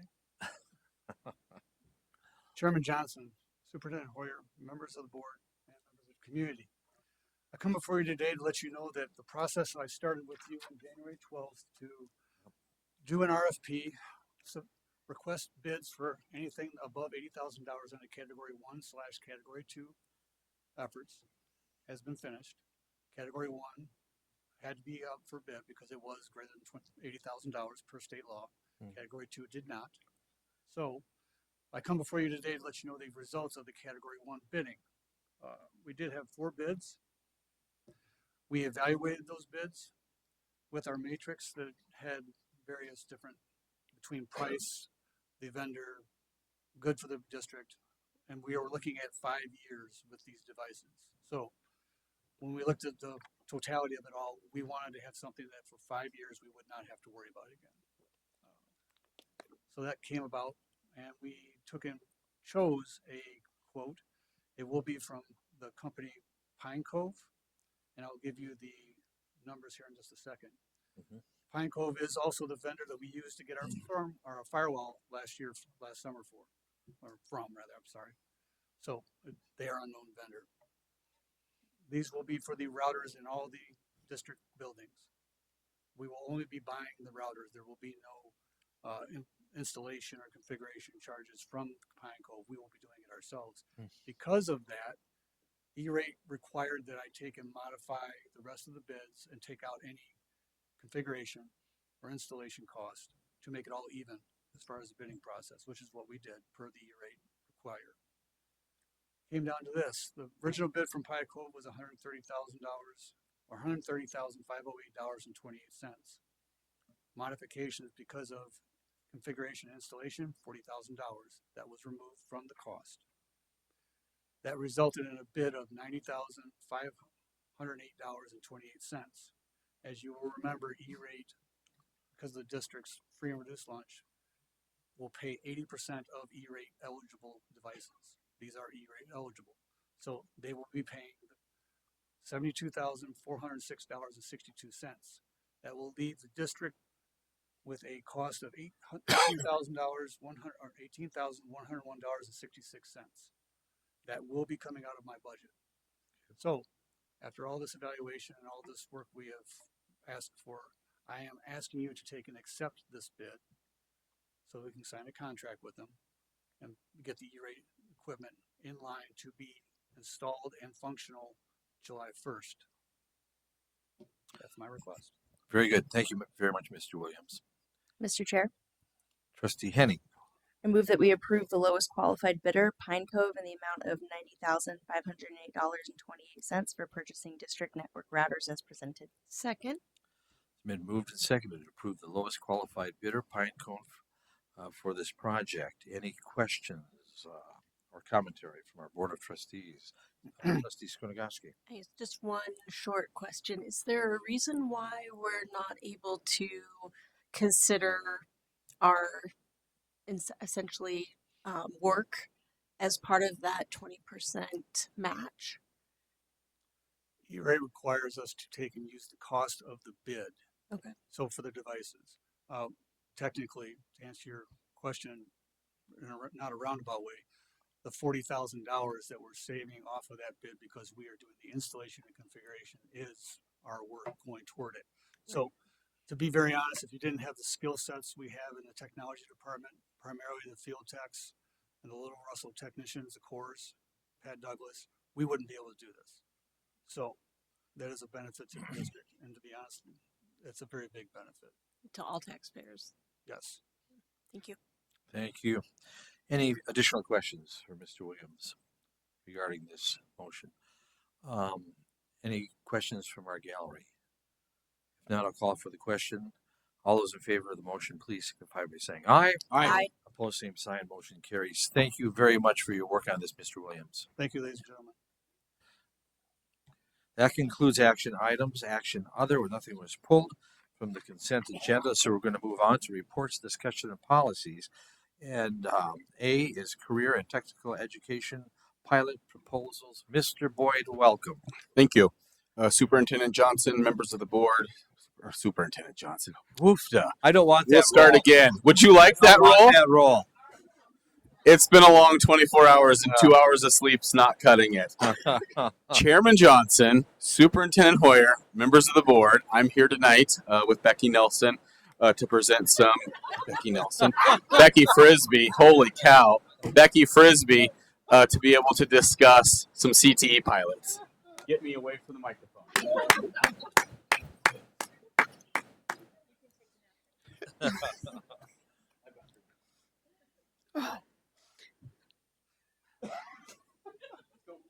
I'm trying. Chairman Johnson, Superintendent Hoyer, trustees, and community, I'd like to visit with you tonight about some new pilots in the CTE area. I want to start with Intro to Career and College Readiness class. This class has already started this semester at Great Falls High, and the students on a daily basis are working with real world experts in the field. Each day, a different guest speaker comes in and will talk about their career field, how they got there, what their education was, what their experience is, did they have an internship, how did they come to this path, and why did they choose it. In addition to the speakers, they also have the opportunity to look at their educational path, to really talk about it, to say, what is it that I need to do in the next 4 years in order to make my dreams come true and have the pathway that I'm looking for. That's a 1 semester class. When they go over and above, they go to advanced career and college readiness course. Now the students are going to have the opportunity to out into the field, to do job shadows, maybe move into the internship level, and actually get to try out those careers they want to pursue. Like I said, they're currently only at Great Falls High. The next course I want to talk about is also a Great Falls High class, and it is called CTSO Leadership. CTSO is Career Tech Student Organization. So this is a course that aligns strongly with other AAs in our state. We're looking at a business one. This is going to allow our BPA and our DECA students to work in class on the skills that they would use in competition. So this isn't really a competition prep class. This is a work on your soft skills, learn how to communicate better, how to be a leader, and how to work on teamwork. Something that we know that they might be thinking they're using for competition, but we know they're the skills they need to actually make a difference in their careers. The last 2 courses will be available for all 3 high schools. It's Intro to Cosmetology and Advanced Cosmetology. Intro to Cosmetology will be a morning class. Students will learn the theory work involved with cosmetology, including cultural awareness, sanitary measures, the basics of hair, nails, and scalp care. As students move on to advanced cosmetology, which will be in the afternoon, students will be working with the mannequins, actually doing nails, actually doing haircuts, color, all sorts of treatments. But they're also going to work on what if they were to own their own salon? What are the finances that are involved? How do they make decisions? How do they decide what is cost effective? So that's part of that class. The idea being that their first semester is an intro, second semester they're in advance, and then third semester they would move into a CTEI, which is a career tech education internship, and be out working in the field part of their day and earning money. Those are the 5 new plans. Other than the intro to career and college readiness, all of these are slated to start next fall, with the advanced cosmetology being in next spring. Oh, and I should mention, for cosmetology, the only cost will be to purchase the stations so that they can actually do the work. This is roughly $15,000, and it will be purchased with Montana Advanced Opportunity Funds.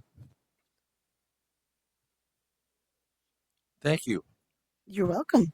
Questions? Questions for Ms. Frisbee? Hearing none, thank you very much for your report. I'm not. B, first reading of mathematics 7th through 12 resources. Mr. Boyd, once again. So I'm going to invite Becky up to the lectern to be able to talk about the process that she has undergone for the last 2 years. She's worked with the middle school and high school teams to be able to land on the next possible mathematics curriculum. Great, thank you.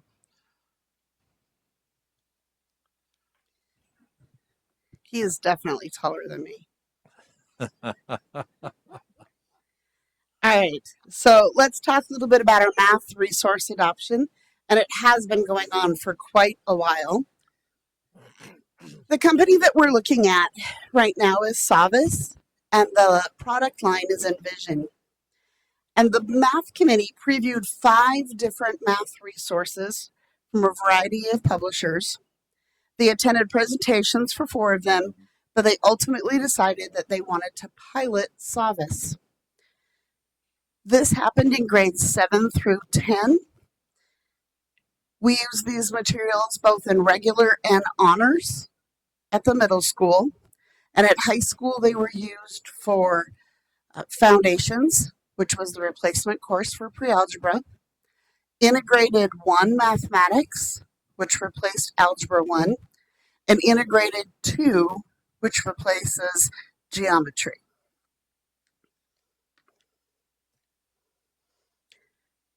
When it came time to vote, the vote was a very strong vote. We had 4 no's, but everybody else was a yes.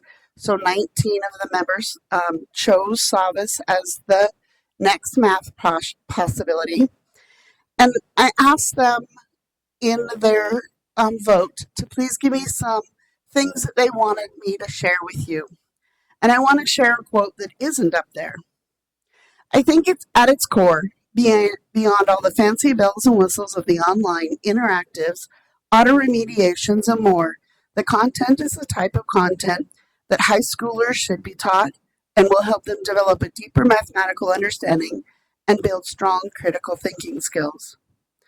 Another teacher said that it, along with a good teacher, is at an appropriate yet high level in order to help our students, both struggling students and students that need enrichment, with enough practice to boost skills and confidence in mathematics. I also like how the middle and high school are working together to continue to have vertical alignment and help all students academically. Anytime you ask a group of people their opinion on a product, they're going to have concerns. So the first one was the material started at a high level. My answer to that is if we don't ask them to reach these higher levels, we never will. And if we teach to our lowest denominator, our struggling students, we will outgrow the curriculum very quickly. Their next concern was it takes time to get used to. Well, we know change is hard. Everything takes time to get used to. Digital resources at the middle school was one of the hardest things, and the sigh of relief I saw everyone take when I said, I never asked you to teach 100% digital. I thought that the light bulbs went off in the room, and they were also excited. They can choose when and where is appropriate for digital, and pencil and paper should never be replaced in math. You still need that skill. More practice problems. I'm not sure it needs more, but I think we need more work on training our teachers where to find all of those things, and that's part of the it takes time and change. And then scaffolding for each section.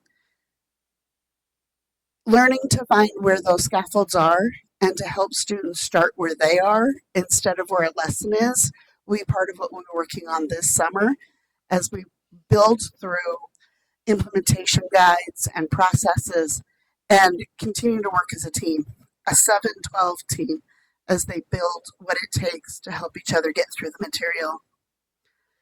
When I did talk one-on-one with the 4 teachers who were against Savvis, they were mostly concerned about the rigor. They didn't want kids getting left behind. And that's one of the things that we will be working on quite a bit this summer, on how to help students enter where they are with those low ceilings and low floors, high ceilings, so that they can achieve as much as they can. So let me tell you about what I want to purchase. For middle school, we're looking at a 5-year digital license that had expired in July of 2031. I'll be getting classroom sets of books with additional books in the library to be used as needed. This could be for a student that needs to have a physical book. That often happens. It could be for study hall rooms so that there's a book in there. So they will have additional books. For middle school to have that 5-year license, $209,354.05. This will cover all levels, 7th and 8th, including their honors program. For high school, we get to do a 6-year license. It'll expire in 2032. Again, it's a classroom set with those extras as needed for the building to put where they need to. That'll be $476,600. Whoa, let me try that again. $476,688.05. We'll use those for foundations, integrated 1 and integrated 2, and the honors program.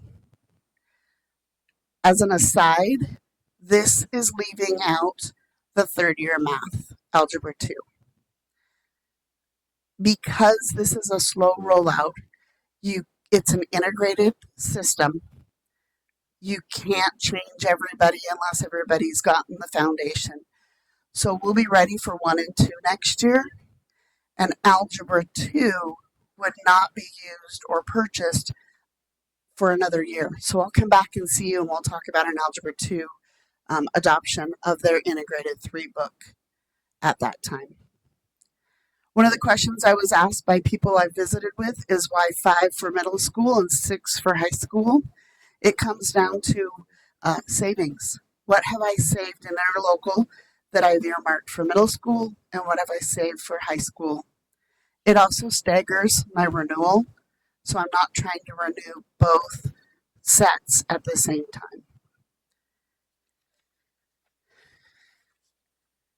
Part of this process includes public review. So teachers have been looking at this for months and months and months.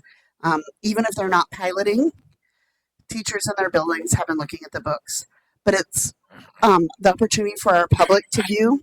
They'll be Monday through Friday in Evergreen starting tomorrow and working through the Friday before I come back to see you. They can also, if a parent wanted to, they can reach out and see if their child's class is doing the pilot or not. And there's also books in their building.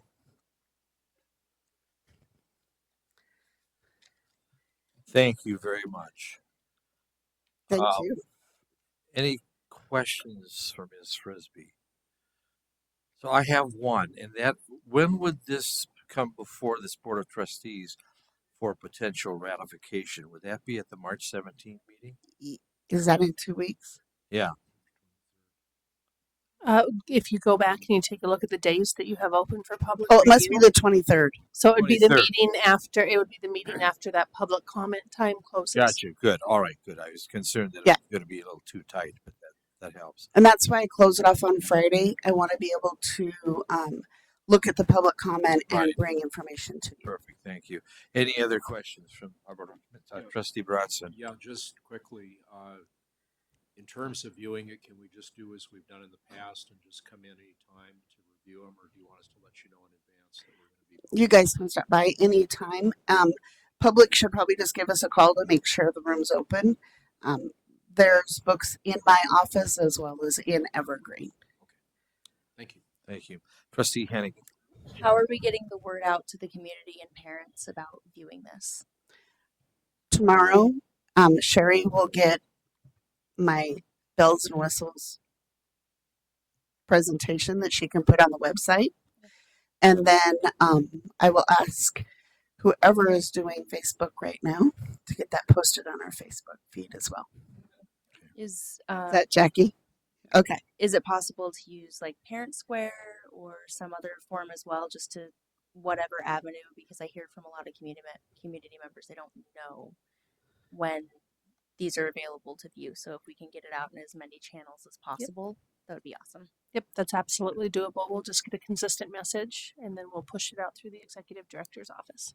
Perfect. Thank you. Excellent. Any other questions for Ms. Frisbee? If not, thank you very much for your report. Thank you. And thank you, Mr. Boyd, as well.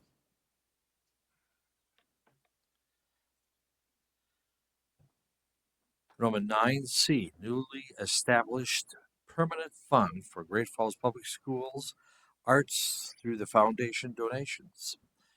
Mrs. Becker. welcome back. Hello, thank you.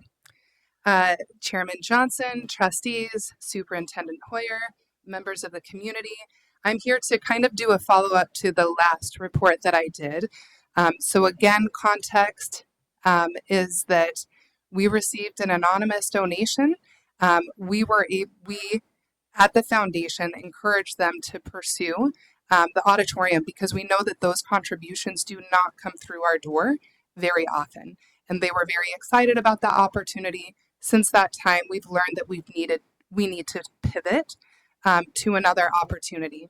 That involved a lot of conversation, discussion, both with that anonymous donor, also with the school district, to determine the best use of $1 million contribution. Where we've landed is implementing a permanent fund for GFPS Fine Arts to go into perpetuity to support unique, innovative, compelling learning opportunities for students within our school district, K through 12. You may be familiar with permanent funds that exist for the arts. It's incredibly unique that a fund exists for fine arts that's associated with a public school system. That is almost unheard of.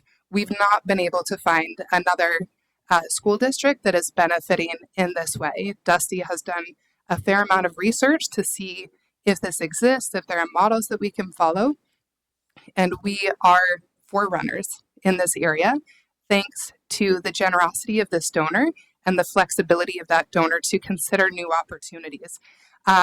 What will result from this permanent fund is a disbursement that goes to the district for fine arts that will be dispersed on an annual basis. It will range from $40,000 to $50,000 each year. Some of the areas that we're considering for its use include residency offerings for professionals in the fine arts arena, also partnerships with local arts organizations, student experiences. So what's so compelling about this is it allows students to experience stuff that they are unable to experience because of tight budgets. But it allows fine arts to exist at the level in our community as it does currently, but it allows us to take it to another level. We are very fortunate to live in a community that really cares about the arts. And we have a lot of community members that want to see that thrive. And I don't believe that this permanent fund would be as effective if we didn't live in the community that we live in now that is supportive of these type of opportunities for students, because it requires a partnership with the teachers, the instructors in the classroom, with Dusty, his department, and the district, and also our community members that want to see these kind of things exist for students. So we're incredibly excited to see this implemented. There is not necessarily an action that I'm bringing forward. There are already avenues that exist now for us to administer the funds for the benefit of the district. The intention is that it would be implemented in the 26-27 school year. Dusty is working with his arts teachers throughout the district to kind of come up with opportunities, and we'll be doing so over the next several months to formulate what that initial pilot year is going to look like. So I wanted to keep you apprised of that opportunity and let you know that it's really unique and something we're celebrating. Fantastic. Thank you very much for this good news. Yes. Wonderful. Thank you. And then Roman 9, reports, discussion, and policies. Item D, Great Falls Public Schools Foundation Leadership Transition. Yes. Okay, so as many of you know, there's a transition in leadership that's taking place at the foundation. I am going to invite our board chair for Great Falls Public Schools Foundation forward, Jamie Marshall, to kind of introduce it, and then we'll move forward with some commentary. Welcome, Mrs. Marshall. Thank you, Chairperson Johnson, Superintendent Hoyer, trustees, and all that are here. I am going to quickly take this moment to also thank you as the parent of, as a Lincoln family. what the last 24 hours of work you have all done has also meant to all of those students. Having had multiple of them in my home today as we tried to caregive for different families. There were tears, there were hugs, and there were some celebrations. So the amount of names on that slide do not go unnoticed by those of us that were living and tucking little ones in last night who had a lot of questions. Thank you for answering those for them. So thank you. I come today as the chair of the foundation with gratitude in my heart for what Stephanie Becker has provided for our community, for this organization over the last 5 years. We are grateful for the systems, for all of the heartfelt work, for the partnerships, for the grant programs, for all of the many things that we've been able to accomplish together under Stephanie's direction. And we are also very excited to be welcoming in a new chapter as Caitlin Marsick has joined us as the new executive director of the Great Falls Public School Foundation. She started this past week.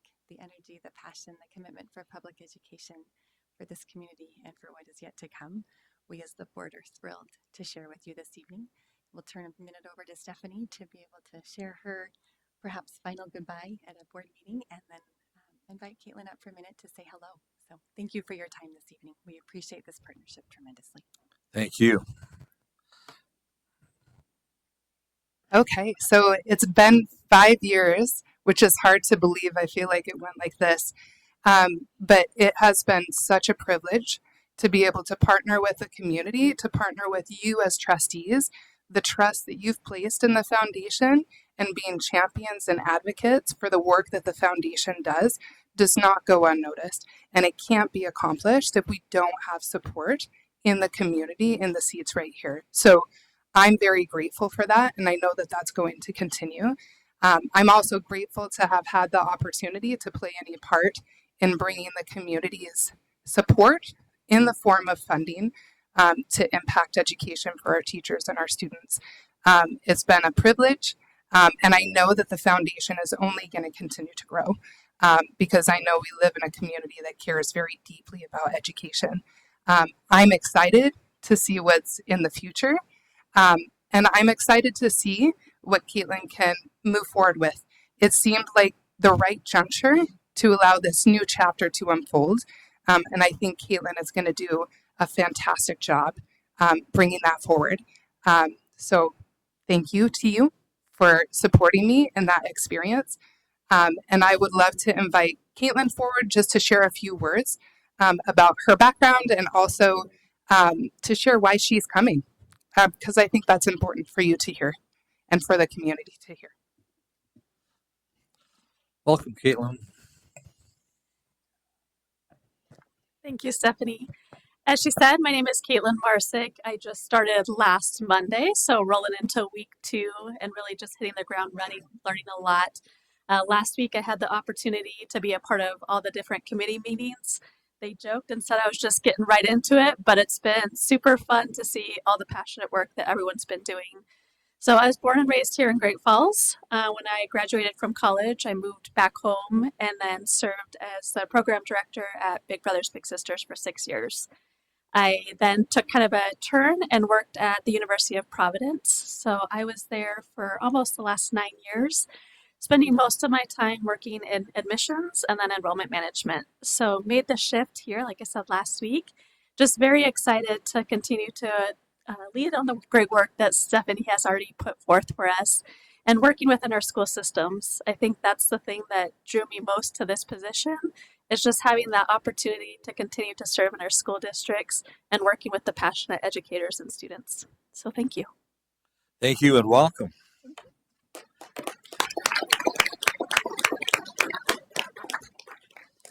Item E, girls flag football discussion as a possible club activity for 26-27. Mr. Boyd.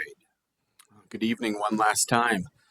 Chairman Johnson, Superintendent Hoyer, members of the board, I'm going to ask Mike Hindenburg to come up to the lectern at this time as we start to facilitate and bring the final pieces to a conversation that's been ongoing for the last 3 years that I've been in my position as an executive director. Mike will bring forward where we're at, the studies that we've looked at, the surveys that have gone out, and then the cost proposals that'll be coming forward as we may be one of the last couple of AA's to come to the table. Thank you.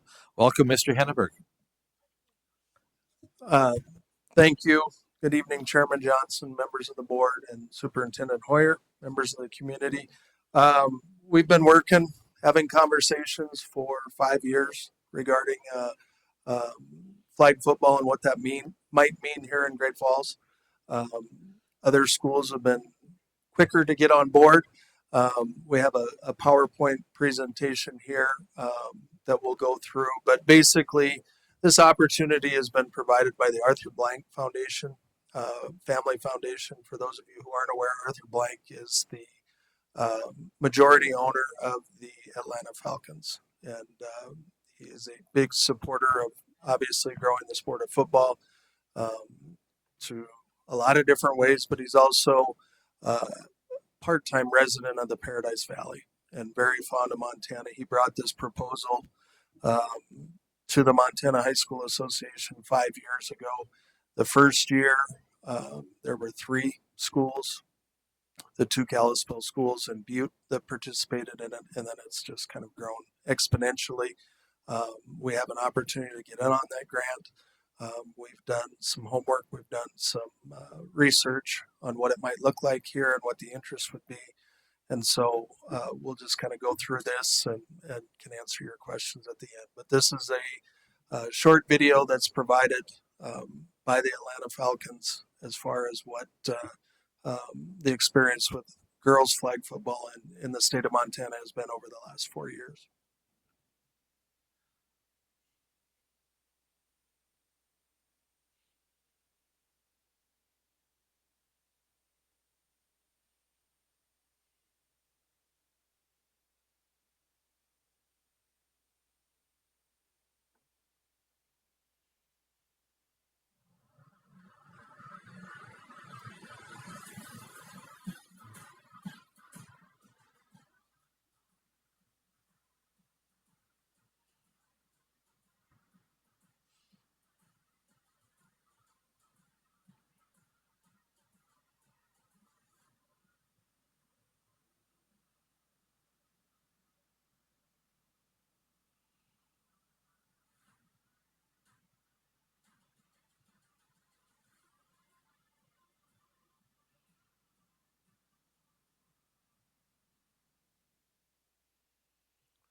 Okay, you go to the next slide there, please.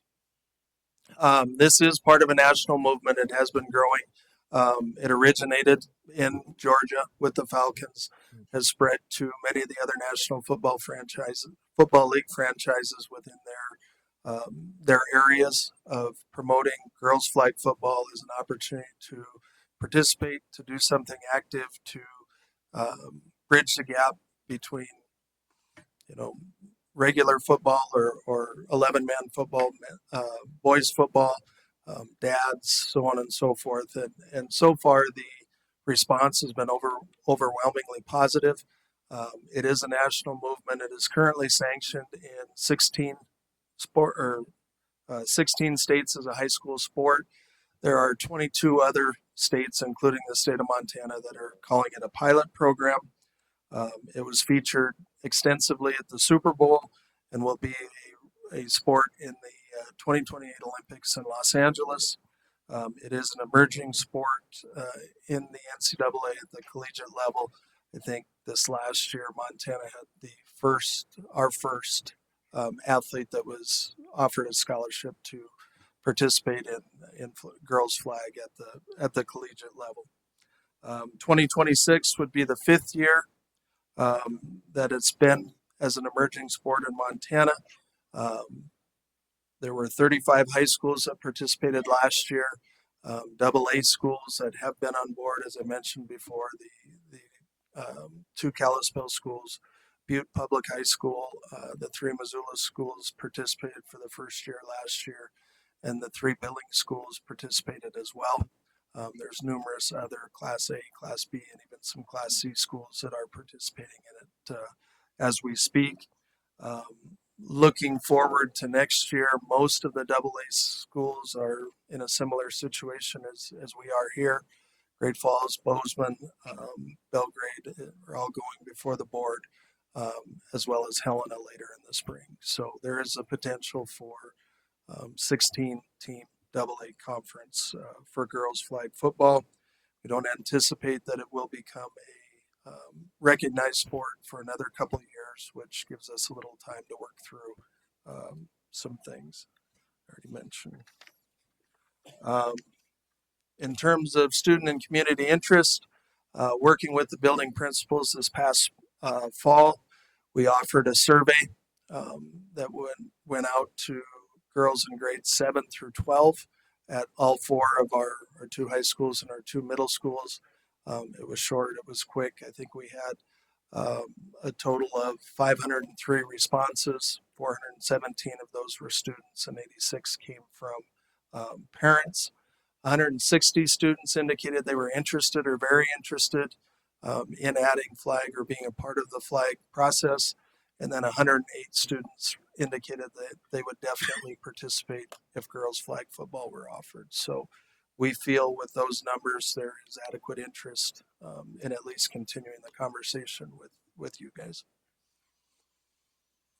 In terms of financial support, as I mentioned, the Arthur Blank Family Foundation is still offering grants. They're offering up to $15,000 per school per year. And then we have looked into additional grant funding through Under Armour that could be up to $30,000 a year per school. I'm told by those who have been participating that those numbers are very reasonable, are very doable. I did run some numbers as well of what I think it would cost here in Great Falls with travel, with uniforms, startups, so on and so forth. And I think we are well within that budget, depending on the amount that would come from Under Armour. So go ahead. Frequently asked questions. Do we have the capacity and infrastructure to add girls flag football? I believe that we do. I believe we have facilities on campus that will accommodate a practice field. I believe we have the interest. I think we would have the interest to hire coaches. The one question I had, and I think a lot of that has been resolved, is just what our schedule would look like and what our travel costs would be. I've worked out a 10-game schedule for our girls. Each school would have 10 games. We would have 2 road trips. We're able to play multiple games in a day, so we would get by with a trip to Helena and a trip to Bozeman this year and possibly a trip to Billings the following year. So the travel is pretty minimal. With a very small investment, we could play games at Memorial Stadium. That is my plan, that our girls will get to play all their home games in that facility. And we have 2 nights that we would be under the lights for crosstown games. So I think that was kind of an exciting opportunity. When is it played? It is a spring sport. The season is very similar to our golf season. So they would start in August and be done by the first part of October. So it's a short season, and looking at potential salaries for coaches, we would mirror what our golf salaries are. Will adding girls flag football have an impact on Title IX? At this point, it won't, because it would still be recognized as a club activity within our schools. It would be overseen by the athletic department to ensure equity and so on and so forth. But it would not have an impact 2 years from now when they consider adding it as a sanctioned sport. Then we would have to look at some things as far as that goes. But I don't think in terms of our proportionality that it would move the needle that far that it would put us out of compliance. It would actually probably help from that standpoint. How will adding girls flag football impact other girls sports? That was one of my initial concerns 5 years ago, is I didn't want to bring something in that would affect what we currently offer. In those 5 years, I have not seen a big change in what we currently offer in terms of numbers or participation. What I have seen is a number of girls that want to play volleyball. Once they get to high school, there are limited opportunities. Both of our programs are keeping the maximum amount of kids that they can for 5 levels, and we still are cutting between 30 to 40 schools or kids per school. Those kids are not matriculating to the sports that we offer. They're not getting cut from volleyball and going to soccer or going to cross country. And that's my concern, is that citywide we have a large number of kids that want to do something active, that want to do something competitive in the fall, during the fall season. And, you know, if they don't make the volleyball team, they're not doing anything. And I think this maybe provides an opportunity. Each year, I know at Sam Russell, they run the Powder Puff game excuse me, during homecoming week. It's very well received by kids and fans alike, you know, and so I think there's definitely that interest for those kids that aren't participating in a fall sport. But I think, in all honesty, there may be some impact, but I think it would be minimal. I think it's more of an opportunity for those kids that aren't able to participate in a fall activity. What happens at the end of the 3-year grant? I think at that point, we've had conversations within our group with the superintendent, assistant superintendent, or executive directors, excuse me, about, you know, how we move forward with other things. And I think we have some ideas. I think we're exploring some opportunities to do some advertising and things like that that would contribute to helping that. I also think that there's ample opportunity while we're under the grant to raise money that we can use to keep this thing going if at that point it's still prudent to continue. When will girls flag become a sanctioned sport? I believe because of popularity it will. We've kind of been told by people at the MHSA and things that we're probably 2 years away from that, which again opens an opportunity for us to use the grant money to use it or run it like a club to begin with and get our ducks in a row, so to speak. So with that, I guess I will open up for questions. Any questions for Mr. Henneberg? Yeah, Trustee Thompson. As the mom of 2 soccer girls, that is the sport that I would be more concerned about. It's been 5 years since I had a high schooler, but my understanding is that the number of soccer girls has gone down, and I'm concerned that they would be pulled. The numbers might be pulled from flag football, just not the ones that play club in the spring, but it's the ones that fill out your JV and your practice squad. And I'm not saying that I think it's great that we're going to be able to offer flag football for girls, but I do think that that's probably the bigger concern than the number of girls that are playing volleyball. Well, it's not necessarily a concern, the number that are playing.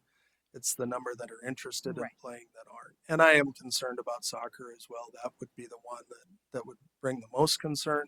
But like I said, we've kind of been watching this for 5 years, and those numbers have remained static. They've maybe gone down a little depending on what school you're talking. But, you know, that's kind of where I'm at with that I feel like we've given it adequate time and done due diligence on looking into it and trying to protect the sports we have. Yeah, so, thank you for doing that. Trustee Brownson.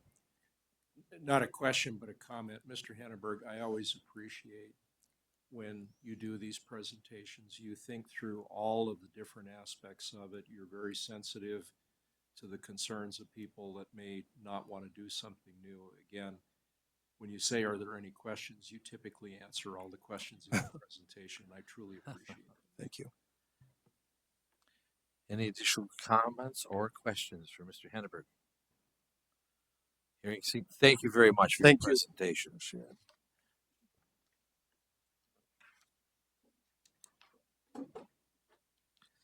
And we are to item F, discussion, committee reports, and comments. We started over here last time. We're going to start over here, this time with Trustee Thompson.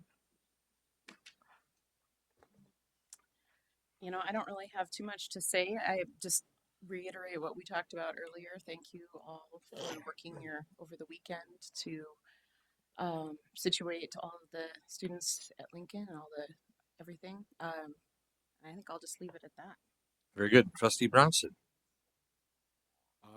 Probably just one thing, and I know trustees Henning and Duff are aware of this. The policy committee is looking at a prospect of how we might be able to assess certain kinds of materials like videos, YouTube, things like that, to see how they would fit into the curriculum.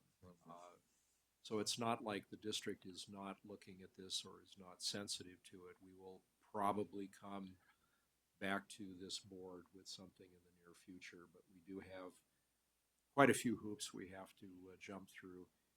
My only concern is that we could probably come up with any number of policies to address every minute detail of what happens in this district. And number one, you can't possibly predict or deal with every situation that's going to arise in a classroom.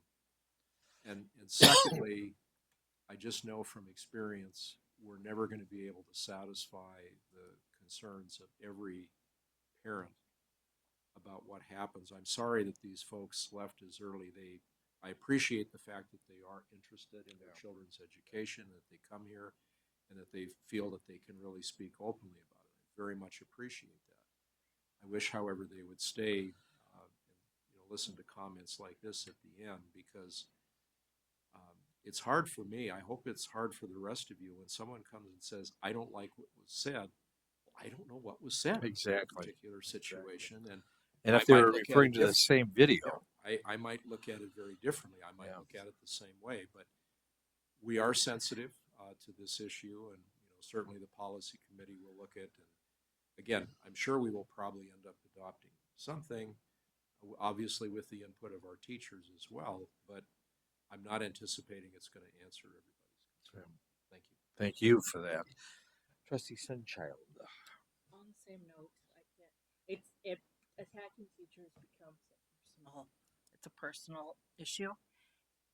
And part of what you want to do as teachers is you hope that when you send those students home, you have created a little nugget that they're going to talk about. So going home and saying, I don't understand what happened today. Why are they saying X, Y, and Z in this video? That's okay. Then you talk about that as parents and you have that dialogue. That's what we want. You want that. On another note, part of the reason teachers leave the profession is because they feel they don't have the support as a professional. So we do a very good job of saying we support our teachers as professionals. Our executive directors and our superintendent cannot be in every single classroom. Their job is to make sure we support those professionals. And that's what we do. And sometimes public education doesn't fit certain people. I don't know if that's a situation here, but it's a personal attack on teachers. It's a personal attack on us, our administration, and just because they couldn't see the video doesn't mean that something nefarious is was happening. Maybe they weren't looking in the right spot. Maybe it was something. There are so many questions that are unanswered. I would love to visit with this person, but we just have to remember that's what we do. We trust our professionals, and they're doing the best they can. And you can't whitewash everything to make it be, especially when you're teaching a history and a social studies class. You can't, or they're not learning anything. So excellent commentary. Thank you, Trustee Skłodowski. So I just wanted to take 1 minute to acknowledge all of the work that the team has done to respond to what's happened at Lincoln Elementary.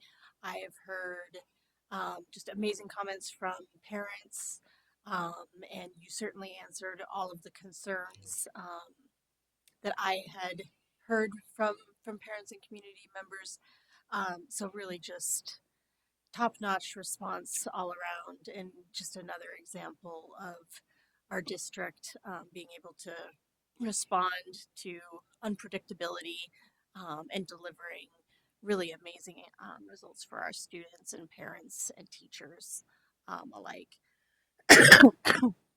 I also just wanted to make a quick comment thanking Stephanie for her amazing work at the foundation. When you started this job, we talked about the amazing huge shoes that you had to fill, and you really did that. You brought your talent and your passion to the position. I've seen the foundation really grow and thrive under your leadership, and I'm excited to see you've put it put the foundation in really great hands. I've had the opportunity to work with Caitlin before, and have just seen that through her work at Big Brothers Big Sisters alone, that she truly has a passion for students of all kind of levels of need, and she truly understands our students and the needs of our school district. So I'm so excited to see, what you will do with these shoes and these wings that Stephanie has provided for you. So good luck in the next however many years to come. So thank you so much for stepping into that position, and thank you, Stephanie, for all you've done for our kids. Thank you. Trustee Duff. Just a few quick things. I know we're running late here. A couple of acknowledgments. Point out Lydia Comstock, who's already left, but the accomplishment she's had. I read that on social media early in the week, and that's pretty impressive accomplishments. And as well, Kim, for your award from the IWCA. Congratulations to that. Thanks to the community members that came and presented. I appreciate them coming. Things don't get addressed if we don't ever know they're going on. So I appreciate their time. I know it's hard to carve out time for that. So thanks to them for coming. Couple of things from superintendent's report. The skilled trades folks, kudos to them. I met with them earlier in the year, and that's an impressive group over there. I was astounded at the work they do with the small number they have. So kudos to them for the work they're doing. And echoing Kim, Stephanie, best of luck in your future endeavors, and thank you for your time and dedication to the foundation. And Caitlin, we welcome you on board and look forward to working with you. And lastly, also from the superintendent's report, the Wax Museum at Chief Joe was fantastic. It was. That was really great. That really exceeded expectations. That was a good time. I appreciate the invite to that, and that was a great event. Thanks. Thank you. Trustee Henning. I just want to reiterate what Trustees Bronson and Duffin said about the parents who came out tonight. I appreciate hearing from parents and knowing that they are taking an interest in their children's learning and what's going on in the classroom. And I am, we saw the rough draft of the supplemental material approval form process, and that's going to teachers and staff to get a closer look before it comes back to the policy committee. So I'm looking forward to looking at that again. And then the parent that I mentioned at the end of the last meeting, she also moved her two high school boys from Central Catholic over to Great Falls High a couple months back, and she was very nervous about it, but she said that they had a fantastic first day. They loved the school, they made friends. It was a very welcoming environment to them being new, especially after the school year had already started, and so that took a lot off of her, a lot of stress off of her as a parent. And then lastly, we say the pledge every time we're here, and second grade at Valley View also says the pledge, but they follow it up with the 4 Bs, which are the Bobcat behaviors. And I find it very hard to stop there and not continue into Bobcat behaviors, which always is followed by the national anthem. But, I want to start saying be safe, be respectful, be responsible, be a Bobcat, be a learner, be a Bobcat, and make wise choices since their last bit. And so I have to catch myself and make sure I stop at the end of the pledge because I'm used to saying it with the second graders. Yeah. Thank you. Very good. Thank you. I just have one little item, and I believe that Mr. Bronson had sent out this Montana School Board Association membership survey, and it's due on Friday.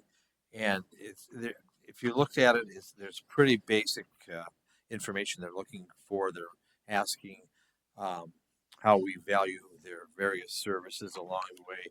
And as I said, it's due on Friday. If you would give us your permission, I think Trustee Bronson and myself can easily fill this out and get this submitted in the time asked for. And we don't have to be exclusive. You want to be a part of that process, we invite you. Let me know. But other than that, we're going to get this sent off to Helena in a timely manner. And I'll draw your attention to upcoming events. You guys are so super about keeping this information in your calendars. You don't need much of a reminder, but there it is. And with that being said, I would entertain a motion to adjourn. We are adjourned. Thank you, ladies and gentlemen.